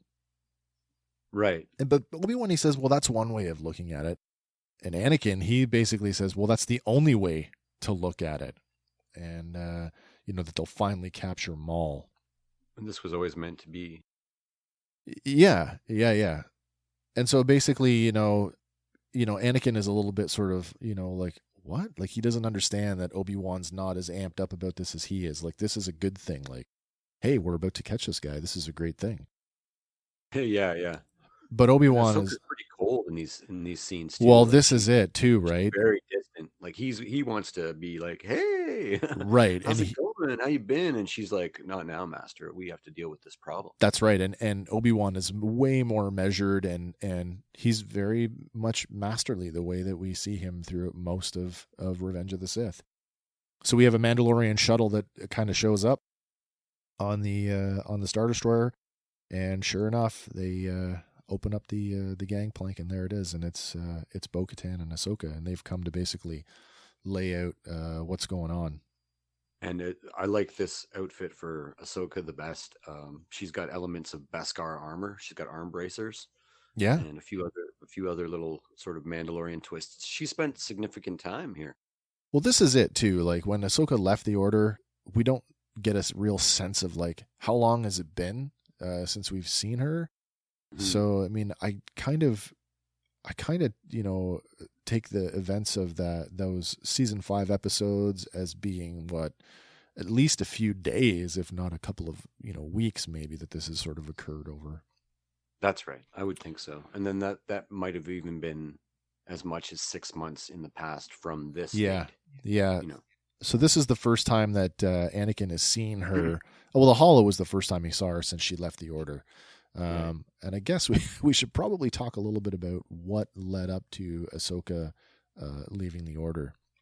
And I don't think we have to spend a whole lot of time on it, but just enough to sort of set the tone for why this face-to-face meeting, it's difficult for everybody involved on a bunch of levels. So real briefly, there was a bombing at the Jedi Temple. Yes. And for whatever reason, and I believe it was because that the Jedi that were at the temple it was widely rumored that it was a Jedi that was involved. So they wanted a Jedi that wasn't there to take the lead on the investigation. And I tend to believe they picked Anakin because they know that in their hearts of hearts, he's the most powerful of their order at this time. And so they assign Anakin and Ahsoka to investigate the bomb. There's sort of a crime drama. They find out that the bomb was set by... Anyways, it becomes strongly implied that Ahsoka was the bomber, and then there's they capture the leading suspect, and the leading suspect talks to Ahsoka in her chamber, and some outside force chokes the woman, and Ahsoka is there on camera, waving her arms in the air, trying to help her, but it looks very much in the Hollow without sound that it chokes her. She's expelled from the Jedi Order because of that very rapidly, and then she's actually tried by the Republic, and Tarkin is like the crazy judge or whatever that's going on here. He's the prosecutor. And Padme is her the defendant, her lawyer, the lawyer, and just at the 0 hour, they're about to convict her, and who knows what the conviction will be. It's treason, and it's a whole bunch of other horror. Like Tarkin is basically he's asked for the death penalty. That's right. And then Anakin shows up with the actual killer, and he's discovered that it's Barriss Offee. Yeah, Barriss Offee, the Padawan of Luminara Unduli. Right, and she's taken up and it's a very cool arc too. Like I'm just going over it very quickly, and she has taken Asajj Ventress's sabers, and she actually duels Anakin quite like she's a pretty powerful Jedi. She manages to force choke somebody remotely. So she's turned to the dark side as well, and so that's in a nutshell. At that point, they forgive her. Yoda even says, "You're welcome back on the council. We're really sorry we didn't trust you," and she's like, "You know what, like." At her core, Barriss is correct.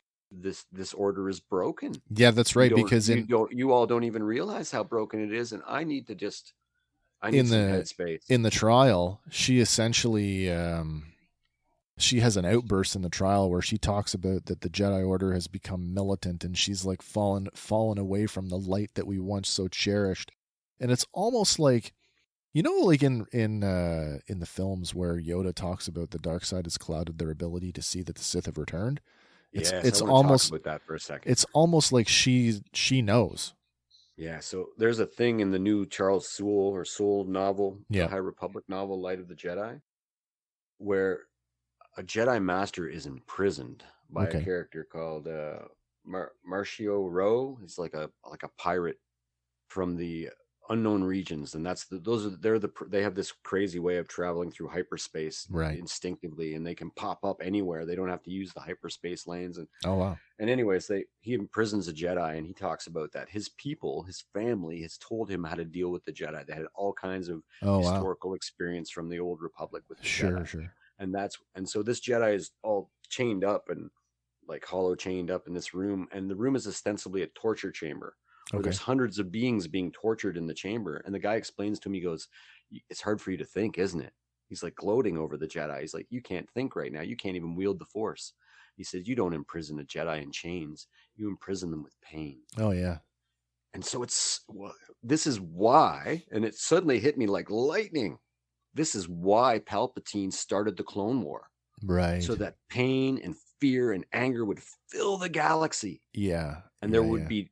and explain this is why the Jedi's ability is greatly diminished. And now I am so fucking excited for the High Republic, because we might actually get to see if the things that we've seen Jedi do already are them diminished. Oh yeah. Oh my god.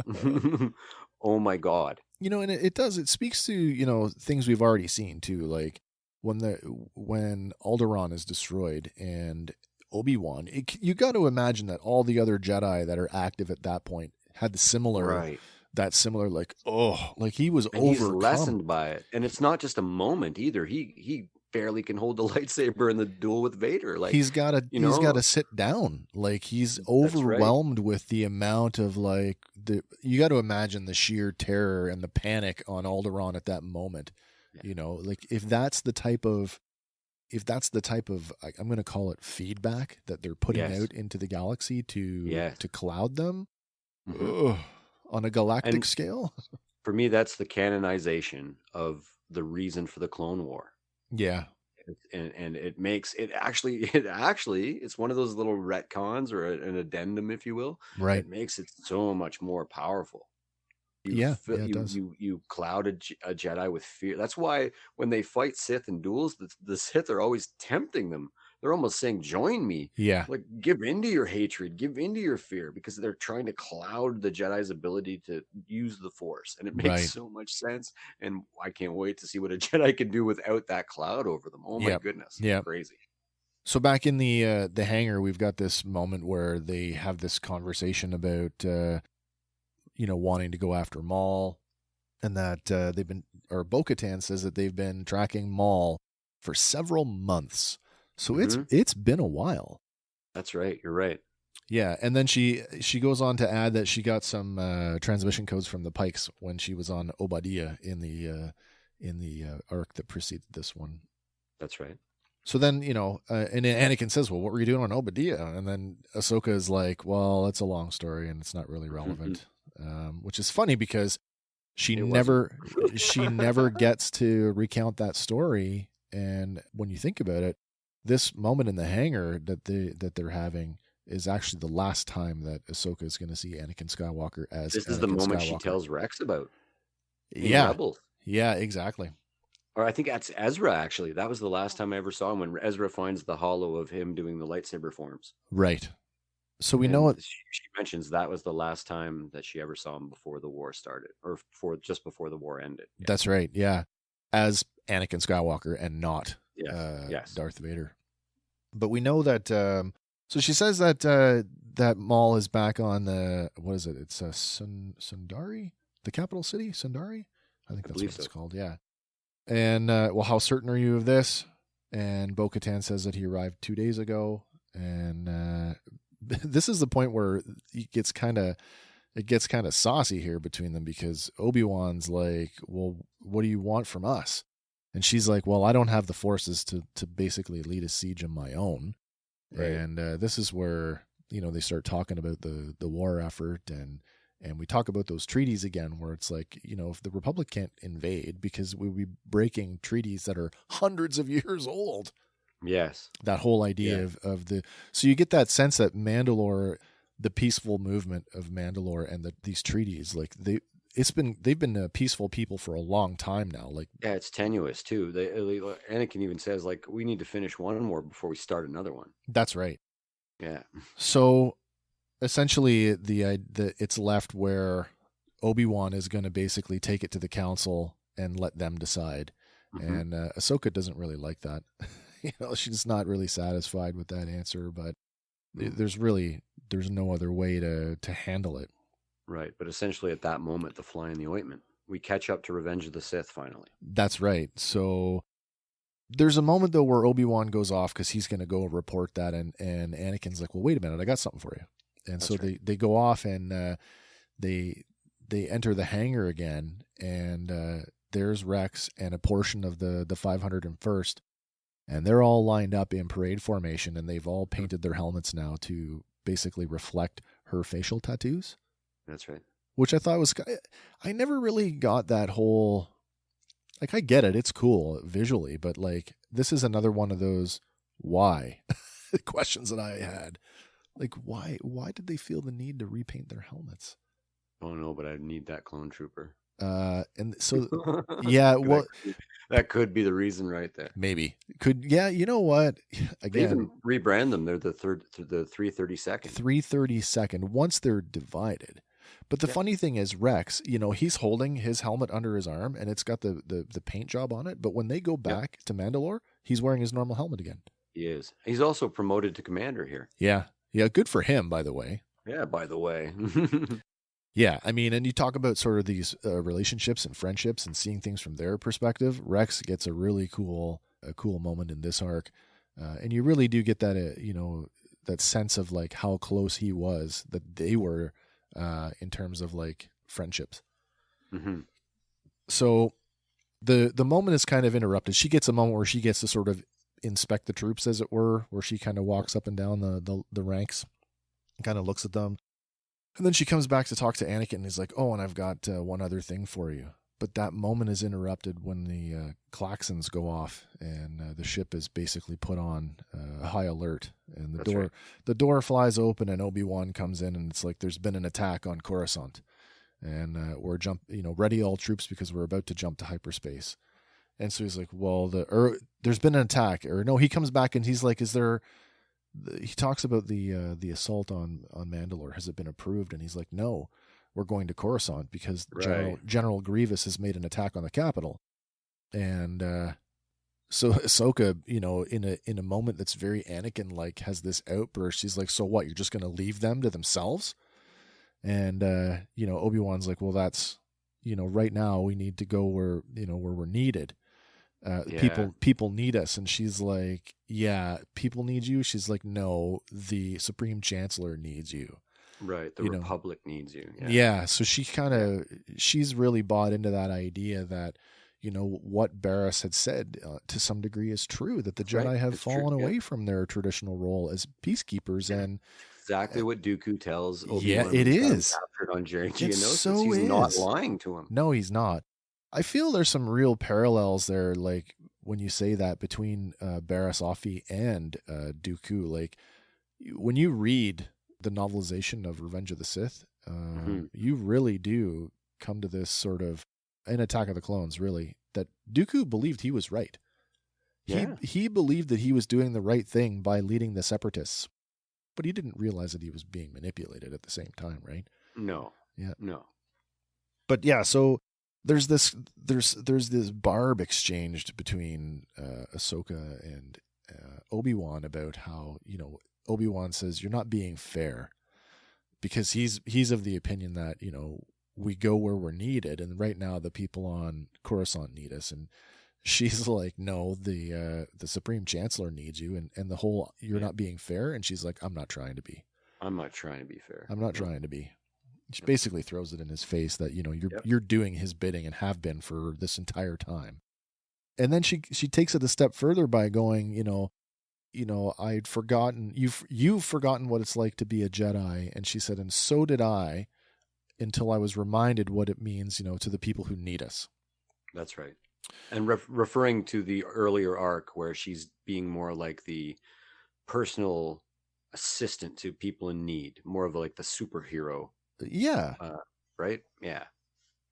So they're at an impasse here, what they're going to do. And so Anakin is like, he's trying to satisfy everybody.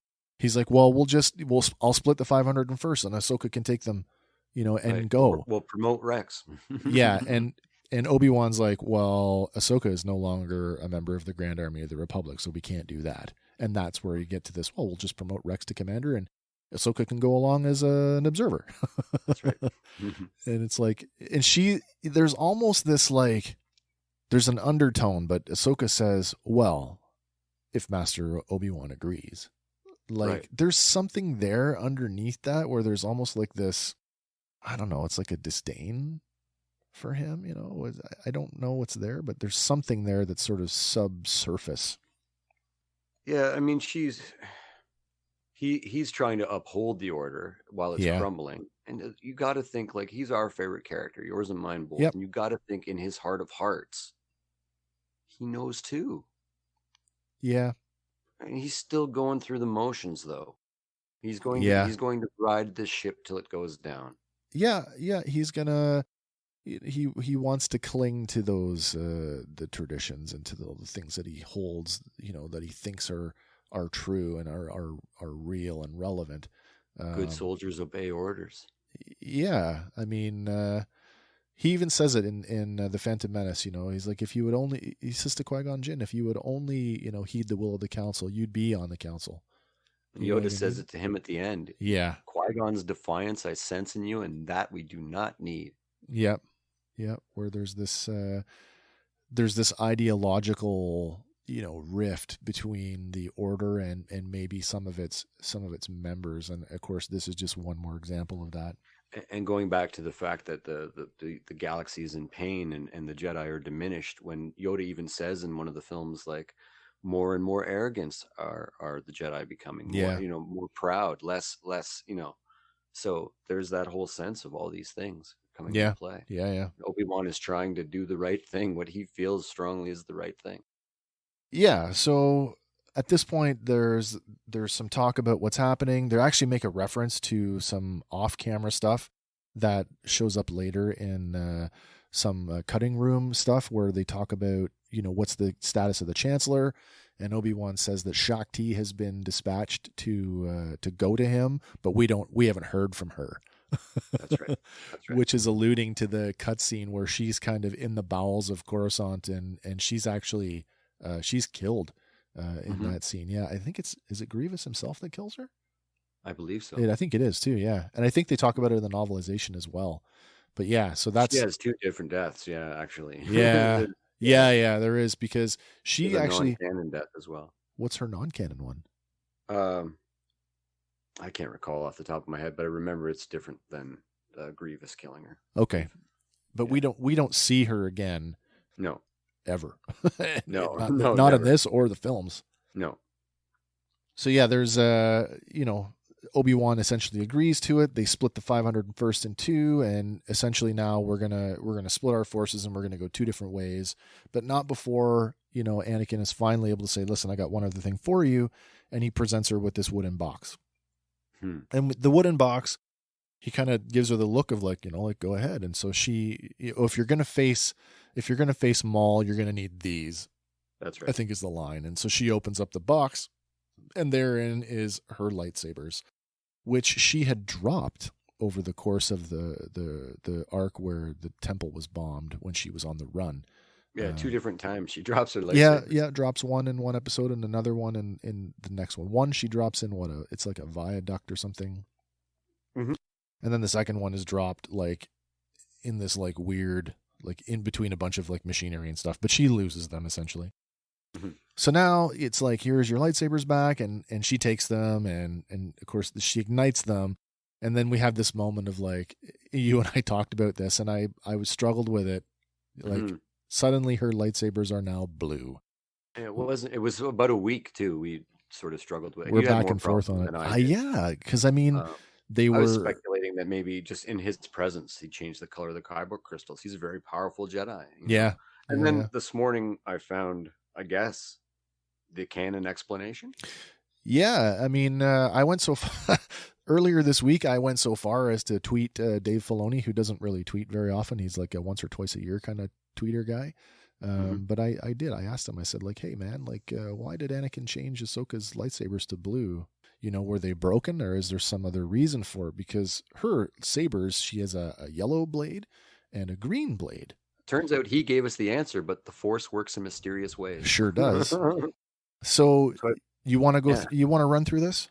Sure. Well, I just real quickly, I found a Screen Rant article, and I'm not sure from how long ago it even was. I never checked the date, but in it, it's basically his explanation is that Anakin just because out of ego, just because out of he was pining for her. He loves Ahsoka. That's his student, his sister, his daughter. It's all those different roles that she fulfills. I almost feel like in that moment, misses her. I feel like, especially when she leaves and he's kind of looking over her shoulder as she's leaving, and she's kind of doing the same thing, that there's like this undertone of like, you remember in Highlander, in the movie Highlander, the Connor McLeod's secretary. Okay. You remember how he actually picked her? She's actually a British lady that was rescued during the Second World War. Okay. You know, and it's implied that over the years of being together that they went through every phase of relationship that you could, where like he starts off as a father figure, she grows up, and then it's this, they have a romantic connection, and then she ages, the mother. Yeah. Yeah. I almost feel like there's something underlying, like there's a romantic connection between these two. I know that it's never really spoken of within the context of the show, but like I feel like there's a romantic thing where like they could have been. I never really got that. I could see where you're going. I never really got that though, because his fall is so tied to Padme. Yeah. I always got this dysfunctional brother-sister relationship. Yeah, I guess. And in the same way that you get a dysfunctional brother-brother relationship with Anakin and Obi-Wan, which is emphasized by Filoni's explanation that Qui-Gon was always meant to be the father figure. That's right. Yeah. For Anakin, and that Anakin essentially grew up like without a father, and which created or increased his dysfunction. Yeah. And so I think that I get that sense, and right at the end, as they're both maturing, it's sort of he's trying to father her, he's trying to mentor her more, but as in the early seasons of Clone Wars, it's very much like it's just like sidekicky, superhero sidekick, and not really much more depth to it. But we do get Filoni in this instance literally explaining that he changes the angles of the crystals. Yep. He's just playing with them. And then he even goes so far as to say it's completely out of ego. Yeah. Which perfectly fits the Anakin Skywalker. It sure does. I did it because I could. Level of attachment. Yeah. And therefore, and I find his attachment to Ahsoka to be a much more profound reason for his fall to the dark side than his attachment to Padme, honestly. Yeah, in some levels, I think they work. They both work from an emotional perspective. They work. They both have the similar punch to me, but they just have a different connotation, a different context. I mean, your pregnant wife and your children, like, or your student. Yeah. Like they have similar emotional space, but still different. I agree. So yeah, the lightsaber thing, we finally get past that, and I accept that it's an ego thing because that definitely fits with his turn to the dark side. And then there's some parting words from Obi-Wan, and it's it's so truthful too. Where he's like, "Oh, you should capture him." He's like, "I killed him once before, and he has a habit of not staying dead, so you should probably try and capture him." I also feel like even if Filoni is grasping at his own straws, if you will, to explain it, that when the lightsaber duel does happen, it thematically, the blue versus red is so iconic that it needed to be. Yeah, I guess so. I can buy into that. I think so. But I will say this: we talked extensively about in the episode with The Mandalorian, the Jedi episode, about Ahsoka and her lightsabers, and particularly the white lightsabers. And in our last episode, in our recap, talking about the different tonal quality of the lightsabers, did you notice that these, now that they're blue, have the same sound as her white lightsabers? They do, yeah. Almost like he's cleaned them. Kind of, in this bizarre way. But these audio cues that sort of that tie into these characters, one of the other things I noticed, that I don't know if I would call it Ahsoka's theme per se, but a lot of the music around Ahsoka blends elements of Yoda's theme with some other music, which I thought was kind of interesting. Revenge of the Sith theme, the stanzas here quite a bit too. Yeah. They sprinkled them in, So everybody goes their own ways, and of course, so again, this is the last time that Ahsoka is going to see Anakin Skywalker in this way, because the next time they meet, it's full on Vader. Yeah. The apprentice lives. I know. Yeah. So our next scene, it picks up with what do we got here? Picks up with a bunch of gunships that are making planetfall, along with a couple of Mandalorian ships as well. And they essentially, as they're making their way in, they get a transmission from the surface, and it's Prime Minister Almec, who basically demands, why is the Republic violating the treaty? And it's essentially it's an invasion. What are you doing? And Bo-Katan has her big moment here, where she's basically is like, we know you're Maul's puppet, and we're coming for him, and we're coming for you. And he says to her, he's like, you're branded a traitor, And she's like, just calm as, anything. She's like, I can live with that. Yeah. The siege of Mandalore has begun. Yeah, exactly. Right. And so we've talked about this before. And even earlier on this episode, like the siege starts now during the Clone Wars, during Revenge of the Sith. Mm-hmm. And 5 years after Return of the Jedi, it's still happening. Oh my God. Like, there's been no order restored to this planet for that long. They've been in an internal civil war. They've been fighting their respective oppressors. Yeah. Olmec or Gar Saxon is at the center of it for several decades because he is the during the reign of the Empire, he's the prime minister. Right. Yeah. He's like the magistrate. I guess is that what they call it? I don't remember what they call it. Yeah, that's the new term that they've been adopting for these imperial remnant. Yeah, I don't think I don't think they give him a Moff title, but like no. Yeah, but they're definitely under imperial rule. That's right. He's basically the new puppet, essentially. Yeah. You get the idea that they're under imperial rule, much the same as Lothal is, where they're openly rebelling, but they're being oppressed. Yeah. Hard to imagine though, like what is the average citizen doing at this point? Like there was this thunderous like, yay, Pre Vizsla and the Death Watch have come to rescue us, and now it's like, wait a minute, wasn't he part of them? It goes back to the speech from the Mandalorian and the first magistrate, anyway.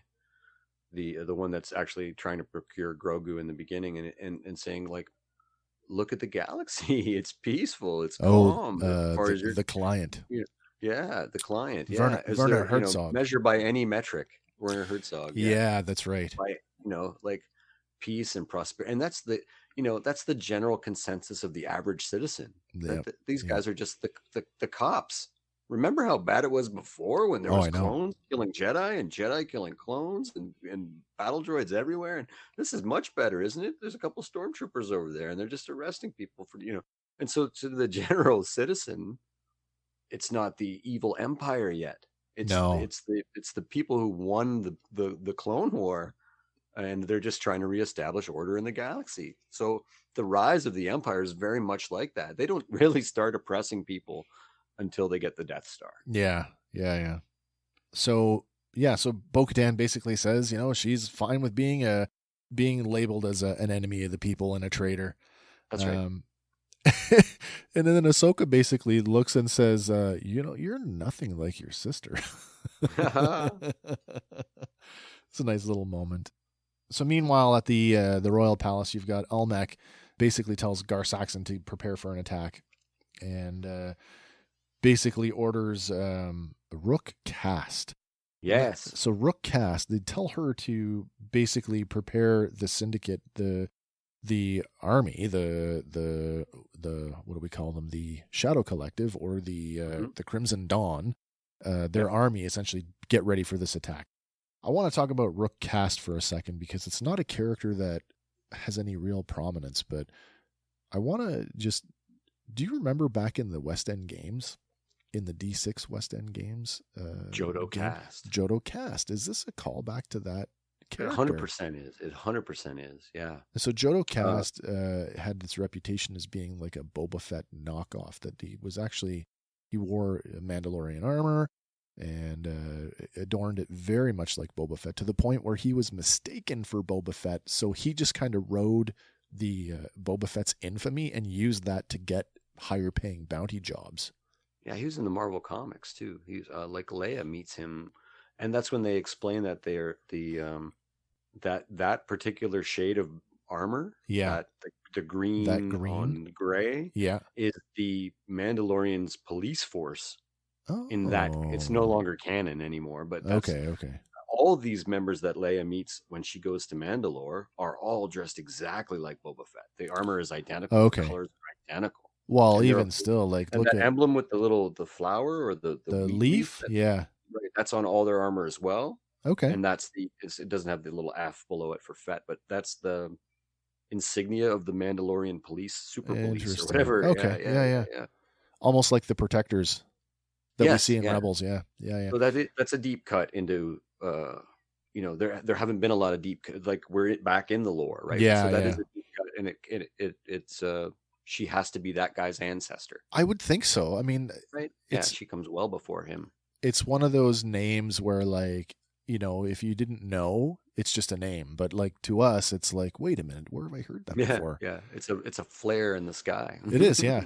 So, and then again, you see Almec dressed, and he's now wearing Mandalorian armor. And like we mentioned before, like, does it not eerily look like Boba Fett's armor? It's green. There's some gold trim, but like the highlights are sort of, they're in the same places where they are on Boba Fett's armor.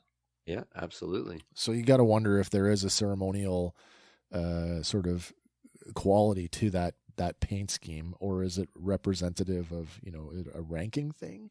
Yeah, they subtly canonize things. It's hard to tell what what they mean by them necessarily. But certainly, Almec's armor is way more visually striking than, say, the Super Commandos with their red and black in their horns and stuff. Right. Yeah. So they go to prepare for the invasion.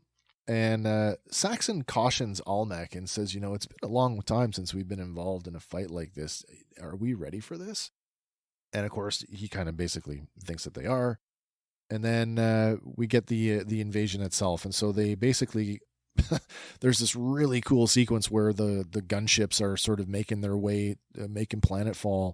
And the Super Commandos are rising up to meet them. And it's like this force of like, these Mandalorians all on jetpacks, and they start, there's this incoming barrage of missiles. And at first I didn't realize it until you see the commandos actually flying out, that it's actually the missiles off their jetpacks. Yes. And gunships start falling out of the sky. And so now it becomes this like, oh crap, we're in it. So clones are deploying out on jetpacks, and Bo-Katan and her night owls are joining the fight. And Rex says, I'm sorry, I didn't bring one of these for you. And Ahsoka's like, it's okay, I don't need one. And then, very much, we talked about that sort of, hopeful Ahsoka and childlike Ahsoka, how she was like characterized early on in the series. And you get a glimpse of that when she turns to Rex and she's like, I'll race you to the surface. Yep. And out the door she goes, and basically leaps from ship to ship to Mandalorian, taking out Mandalorians or Super Commandos along the way, in order to get to the surface, and has this big, what is it? The superhero landing. She gets like the big the Iron Man landing on the loading, on the platform, as the rest of the commandos kind of come in and they square up with her, and they start pushing their way into the city. So Bo-Katan shows up with Ursa Wren, and they secure the dock, and they leave Ursa, Sabine's mom, in charge of just securing that area, and everybody pushes in. And the plan is that they're going to split up.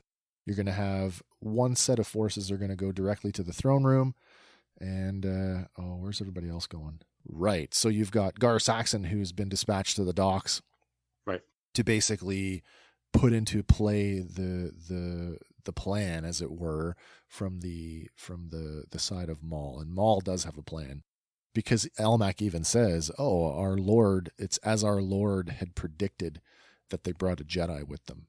Right.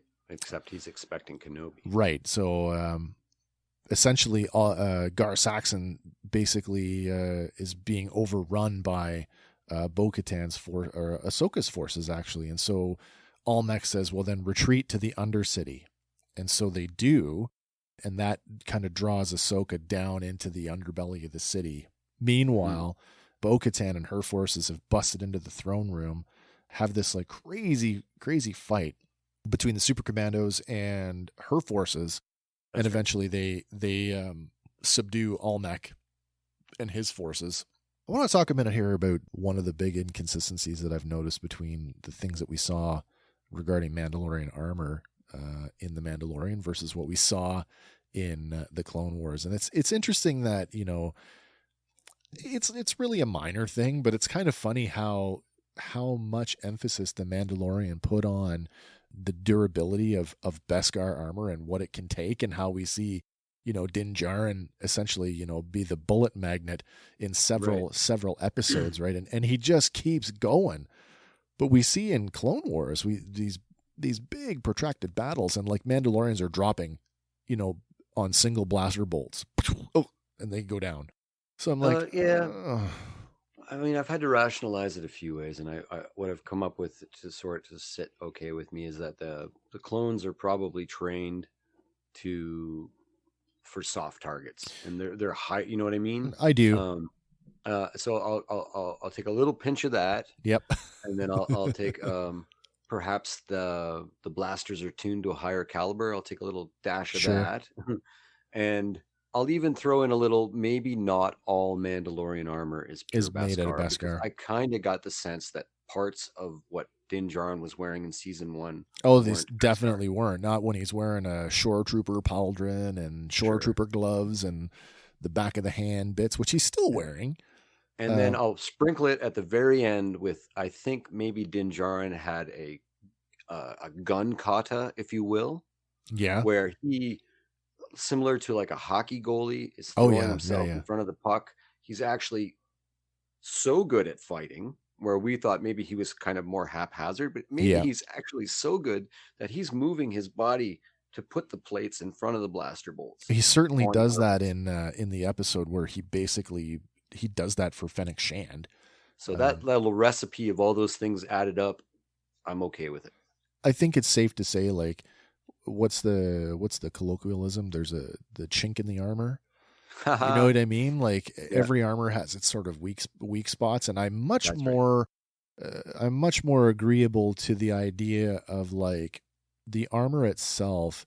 Like there are exposed places, like particularly the abdomen, where below the chest plate, because if you put an armor plate there, you've basically taken away the flexibility of the person to move within it. So, if you're hitting gut shots, all the time, and I can buy into it. It just seems so bizarre, like having just watched The Mandalorian, where it's like ting ting ting ting. Well, literally, a Star Destroyer blast does not destroy a Beskar spear. There you go. Right. So it could be stretching it, but even I'm surprised that conversely, we see Bo-Katan and all of the Mandalorian, the Death Watch, and even the Super Commandos have these little energy shields on their gauntlets that they're using quite adeptly.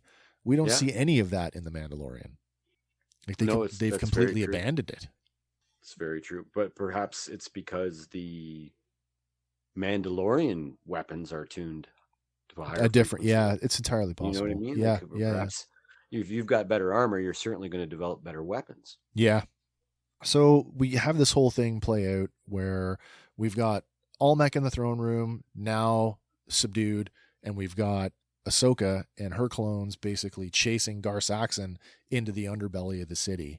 But that kind of, it sets up Ahsoka for it's a trap. But it's kind of too late, and because of the being underneath the city, you get that typical, we can't radio her because there's interference for whatever reason, but the Super Commandos are basically able to cat and mouse her and her forces enough to lead her into a sort of an intersection where, suddenly she's surrounded on all sides by a bunch of Super Commandos. That's right. And there's really nothing left for her to do but kind of, it's that do or die moment. And then as the camera pans around, we can see, one chamber or one tunnel is kind of empty, and then we see from the shadow, we see that figure kind of walk in, and it's Maul. Yeah. Maul makes his appearance, and there's an interesting sort of line here where oh my god, where is it here? Yeah, so lightsabers at the ready. Ahsoka is staring at him, and he basically is like, what are you doing here? He knows her by name though. Right? Yeah. Ahsoka Tano. Yeah. And then he basically says, I was expecting Kenobi. And then the episode fades to black and the credits roll. And so lots of stuff to sort of unpack in this episode, where it's like, I wish there was a version out there, and maybe somebody out there has done this, but remember when they did Watchmen, some of the home media releases for Watchmen, they did the theatrical cut, and then they released the Tales of the Black Freighter as a separate thing. And then there was a director's cut where they inserted. Slice that in. Yeah, I almost wish like there was a version of Revenge of the Sith that had these episodes peppered in. I believe there is on YouTube. Oh, I'll do a little searchy job when we get off here, and I'll send it to you if I can find it. But I've seen something very similar. If not the entire thing cut together like that, at least those scenes worked in. Yeah. To that 5 or 10 minutes. So that there's a whole lot to unpack in that. I mean, we came together today to talk about one particular episode, and in doing so, we had to basically talk about 8 other episodes just to get here. And I think if we hadn't have done that, it wouldn't have the same like oomph that it does knowing all of these things, especially, you know, given Ahsoka's, it's a short moment, that hangar scene. But if you don't understand what she went through being put on trial and, you know, sticking to her convictions about, I'm not going to take the fall for something that I didn't do. And she's like, and nobody believes me, and you're the only one who does. But she knows like Anakin alone does not have the influence with the council to affect the outcome of anything that would happen to her. So she takes it on herself to go on the run. And that really sets her moral conviction, you know, to right up to the point we see her in The Mandalorian and even the addendum to Rebels. That's right. Where she is, you know, we talked about it in The Mandalorian. I am no Jedi. Right. Is she or is she not a Jedi at this point? And I think we agreed that, you know, at the point that we see her in The Mandalorian, she's come back to, you know, the tenets of the Jedi and what it means for her to be a Jedi. That's right. Sure. Without digging in and going back to the whole like dogmatic, you know, you can't do this, you can't do that. And really, certainly in terms of there not being a Jedi order for her to have to refer back to, that she's that's right. Very self-aware that she is one of the last remaining That's right. Jedi. So I mean, she has an opportunity to sort of cling to her own values and her own sense of morality and basically carve out what she feels it means to be a Jedi. Yeah. And I feel like in the next episode, there's a little more to unpack regarding the actual Order 66.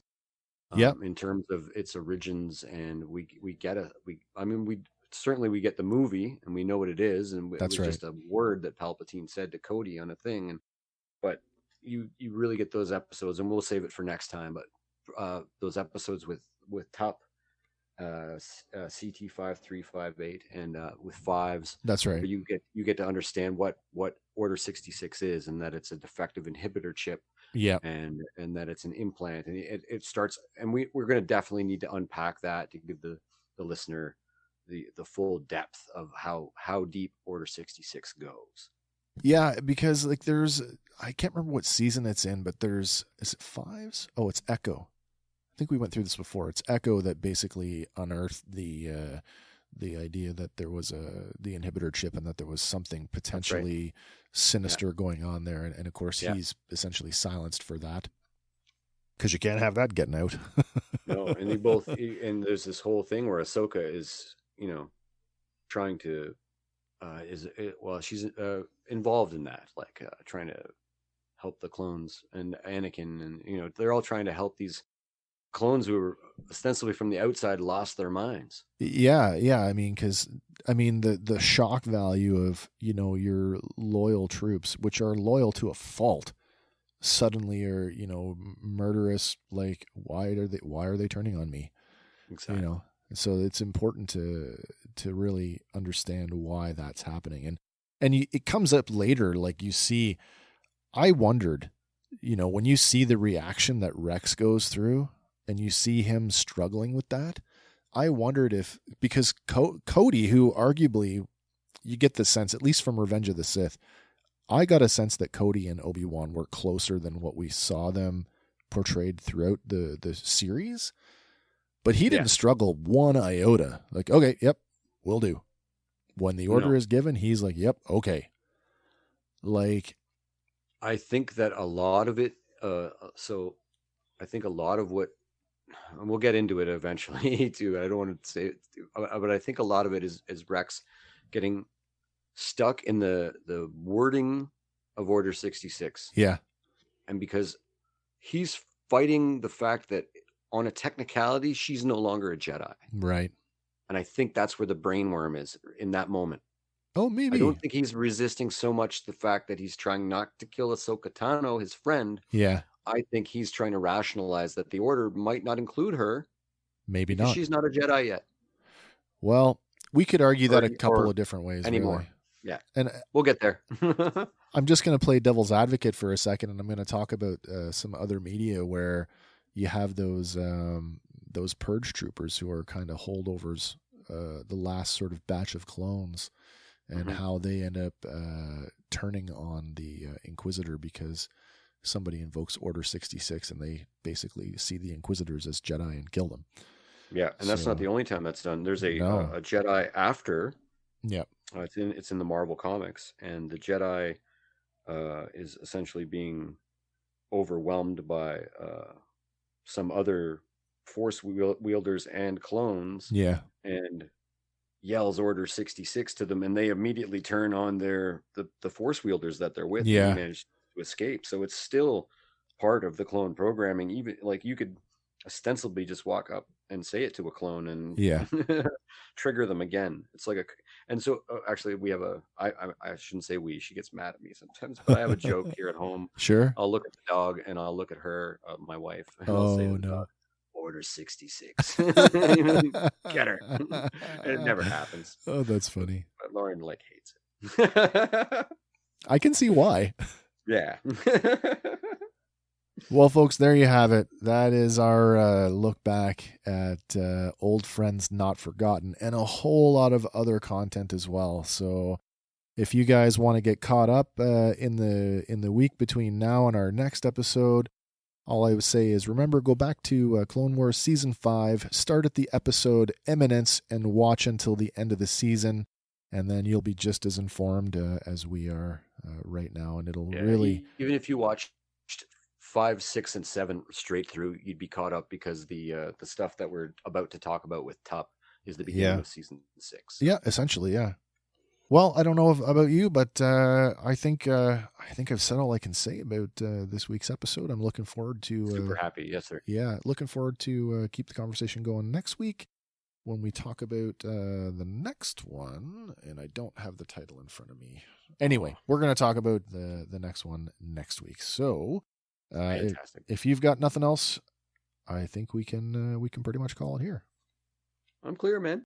All right, well, thanks again, everybody, for tuning in and sticking with us throughout our not only our Fandalorian review series, but thanks for joining us for Order 66 as we continue to review the final 4-part arc of Season 7 of the Clone Wars. And until next week, do it. Do it. Do it.